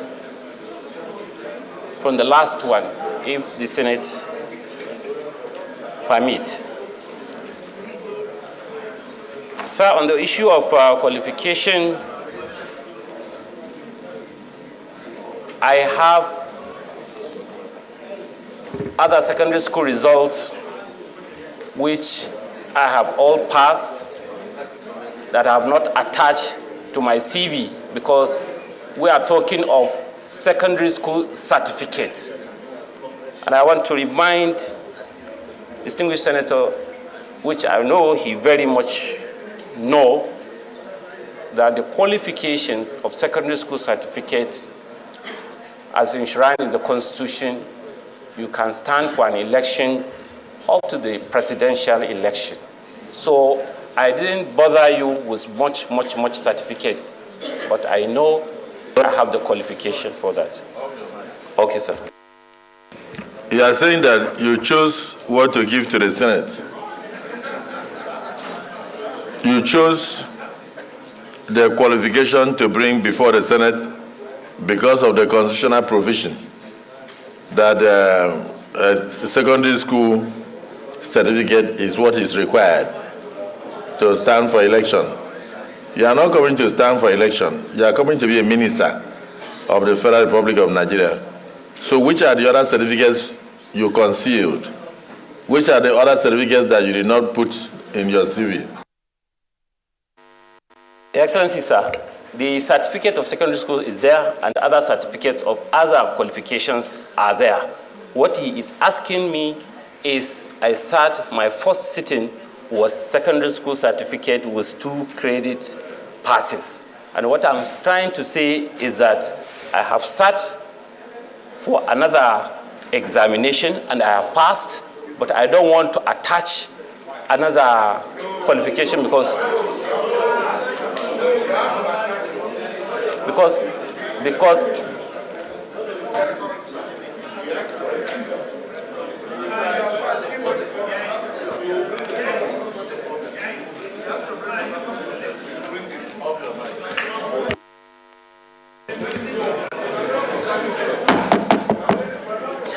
well, I think it's not just for this nominee. It's important for all other nominees to know that we would like to know something about them in totality, including the number of children they have. Yes, including the number, yes, including the number of wives, the number of children. Nigerians have a right to know their ministers. The international community has a right to know their ministers. So please, I don't think it's you don't choose and pick. So we will give the nominee time to bring the other certificates to circulate, but not necessarily appearing again before us. So I want to thank you for what you have done.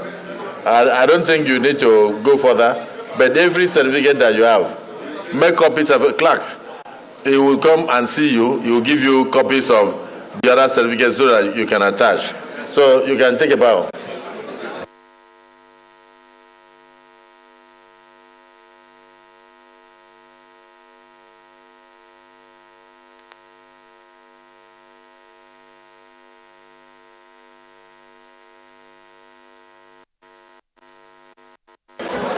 Distinguished Senator Governor Badaro, please.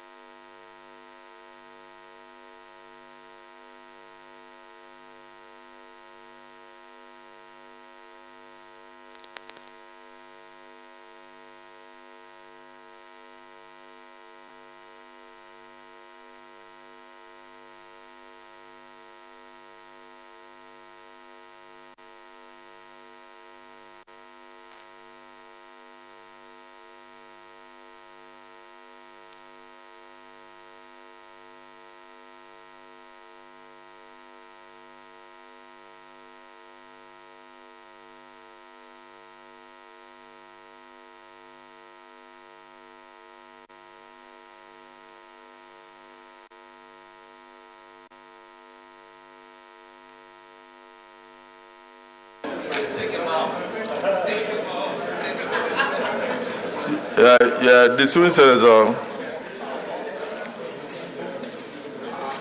Okay, Bamidele has stepped out.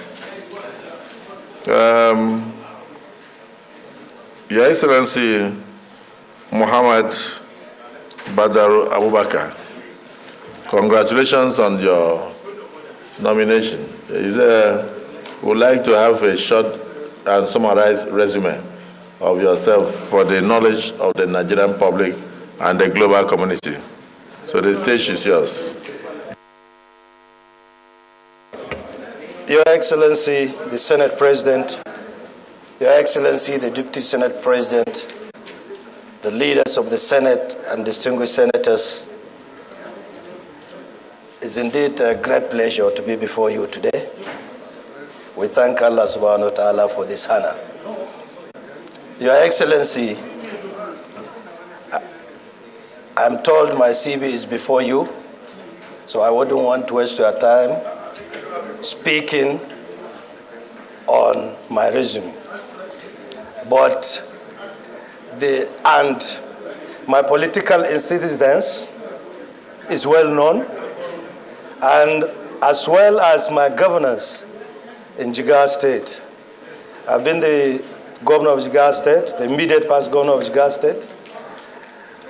And they said I have done credibly well.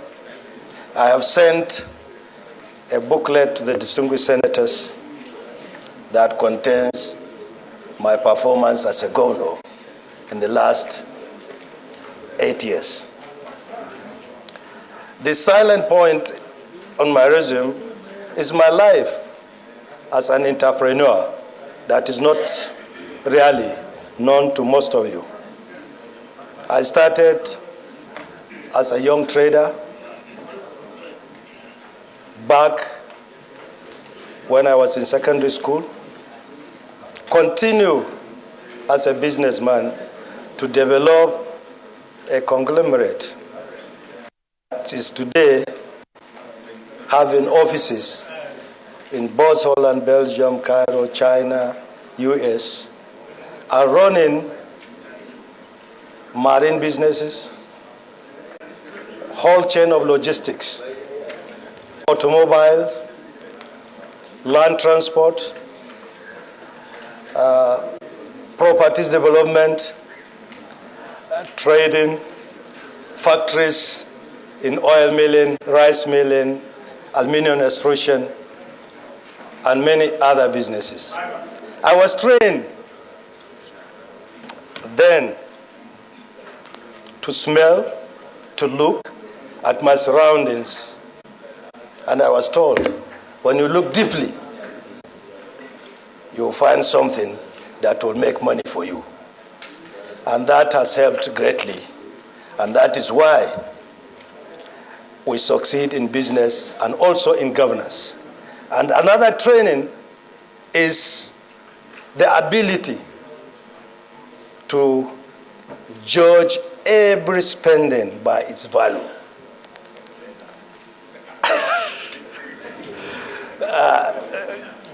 You have to judge all your spendings based on the value that you will get. Another teachings we learned as a businessman that I bring to governance is the ability to manage crisis. And most of you here, we have worked together in times of crisis, and we have solved problems that are probably difficult to be solved. Distinguished senators, I don't want to bore you, but I believe the passion that I have for this country, that was what led me to join politics in the first place. Those of you that knows me, then, at the President Association of Chambers of Commerce, Industries, and Mine and Agriculture, I joined politics, I joined governance because of the passion I have for my people.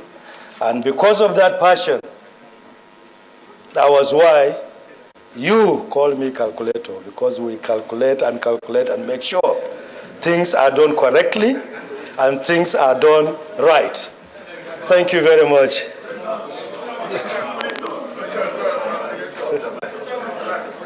Mic. Off your mic.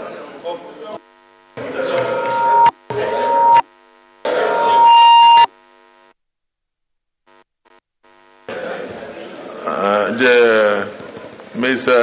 Calculator.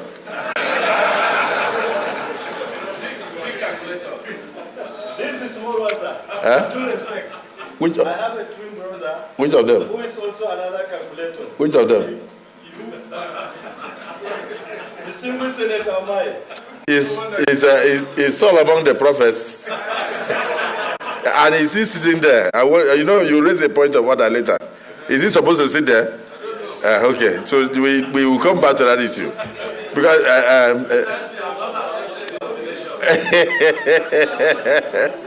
well, Your Excellency Governor Badaro, I don't know about others, but I know that I have worked closely with you, and I don't want to, if I say publicly now, they will say, oh, the Senate President has ruled. This is just screening.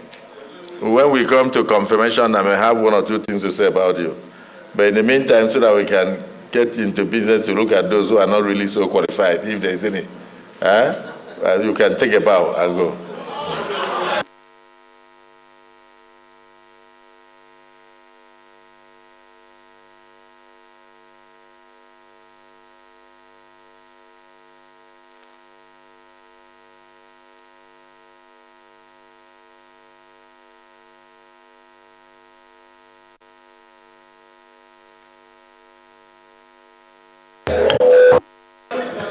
Ambassador Yusuf Maitama Tuggar, Bauchi.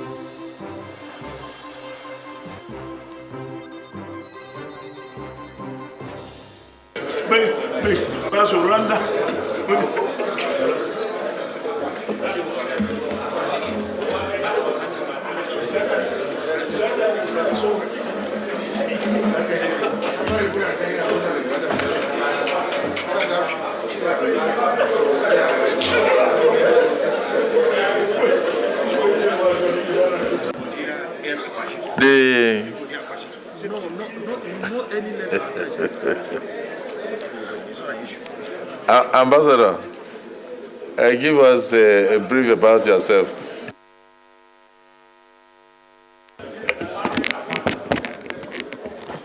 Your Excellency, the Senate President, Senator Godswill Akpabio, Your Excellency, the Deputy Senate President, Principal Officers, distinguished Senators of the Federal Republic of Nigeria. My name is Yusuf Maitama Tuggar from Bauchi State. I was born on the 12th of March, 1967. I attended primary school in Kano. From there, I proceeded to Federal Government College Ilorin. I graduated from the University of California, University in the United States, where I majored in international relations. I have a master's also in international relations from the University of Cambridge. I'm a former member of the House of Representatives, where I was chairman of the House Committee on Public Procurement. I was also a very active member of the Foreign Relations Committee, as well as the Petroleum Upstream Committee. I contested for governorship under the CPC in 2011, after which I went back into private business before eventually being appointed as ambassador of the Federal Republic of Nigeria to Germany, where I am still serving. During my time in Germany, I was part and parcel of several initiatives that I believe attracted investment and sought to move Nigeria forward in terms of infrastructure, economic development, and culture. Amongst those, quickly, I would like to mention the Presidential Power Initiative, the Siemens Electrification Project, also the Kano-Maradi Rail Project that is currently under construction, the return of the Benin bronzes, 1,320 pieces to Nigeria. And let me just simply round up by saying that I'm very proud to stand here before you as a nominee for minister, because I see very familiar faces. I consider myself part and parcel of this institution. I'm not only a former member of this institution, I'm also, I would say, a child, a son of this institution. And finding people like me being included as ministerial nominees, I think is an attestation to the progress that our democracy is making, where you have people from the bastion of democracy, which is the National Assembly, actually moving to the executive arm to serve. I think it provides for better understanding between the three arms of government. I would like to stop here. Your Excellency. I have been warned that I should not take too long. Thank you.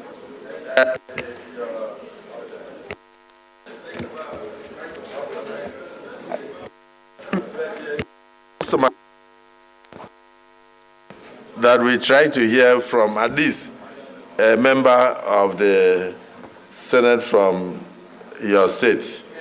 So let me invite Senator Nengi to say something. I think Senator Nengi has also just been elected the chairman of Northern Senators Forum. Am I right? Congratulations. Please, you are from Bauchi. Say something about the nominee.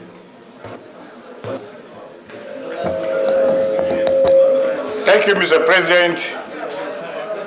Sitting as a chair, my name is Senator Abdul Ningi, and I represent Bauchi Central, Bauchi State.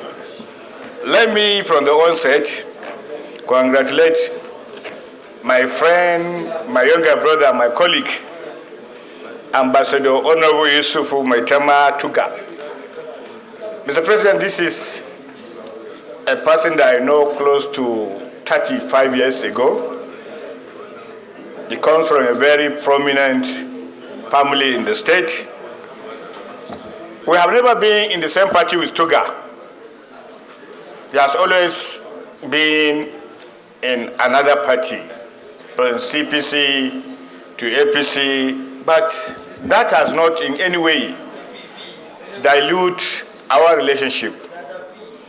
Tuggar is one person that does not define you from where you come from. He does not define you from your religion, and he neither defines you from your political party or regional affiliation. Standing there, Mr. President, is a unique Nigerian, and you could see from his records, he has gone all over the country, and of course, globally, he studied in the United States of America. He also studied in the UK, presently an ambassador in Germany. Tuggar's nomination by President Bola Ahmed Tinubu gives me an impression that the president understands what is needed for this country going forward. With Tuggar as a minister, Nigerians, Bauchi State, and in particular the National Assembly, will be proud for having one of its own as a shining star in terms of performance. I believe he has seen other ministers come and go. He has seen where ministers go and deny even being members of the National Assembly. Tuggar will be different. I believe he has the capacity, the education, the exposure to be able to handle any ministry given that opportunity. Mr. President, I introduced Tuggar to our colleagues, and it is somebody that we all must have hope that he will deliver the democratic dividends when the time comes. Distinguished colleagues, here is somebody that I can proudly say he should take a bow and go. Your mic. Thank you, distinguished Senator Abdul Ningi, Chairman of the Bauchi Caucus of the Senate and Chairman of Northern Senators Forum. Ambassador, the only problem is that your resume, I didn't see date of birth on it unless.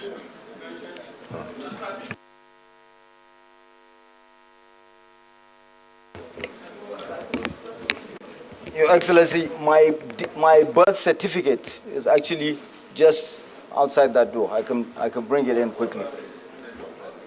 The date of birth, I think, is an omission, but the birth certificate, which is even more proof. 12th of March, 1967. Yes. You didn't want to put it so that I would not know you're a small boy.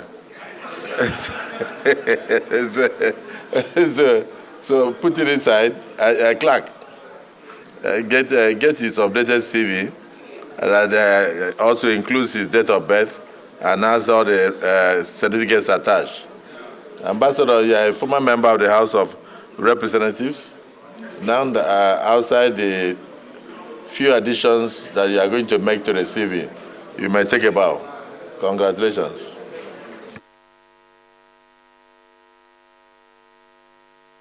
He's sending them. Your ambassador,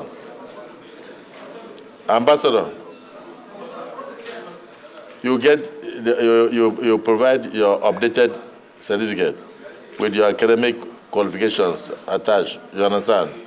And also include your date of birth. I know you were rushing from your posting to come, so you can take a bow.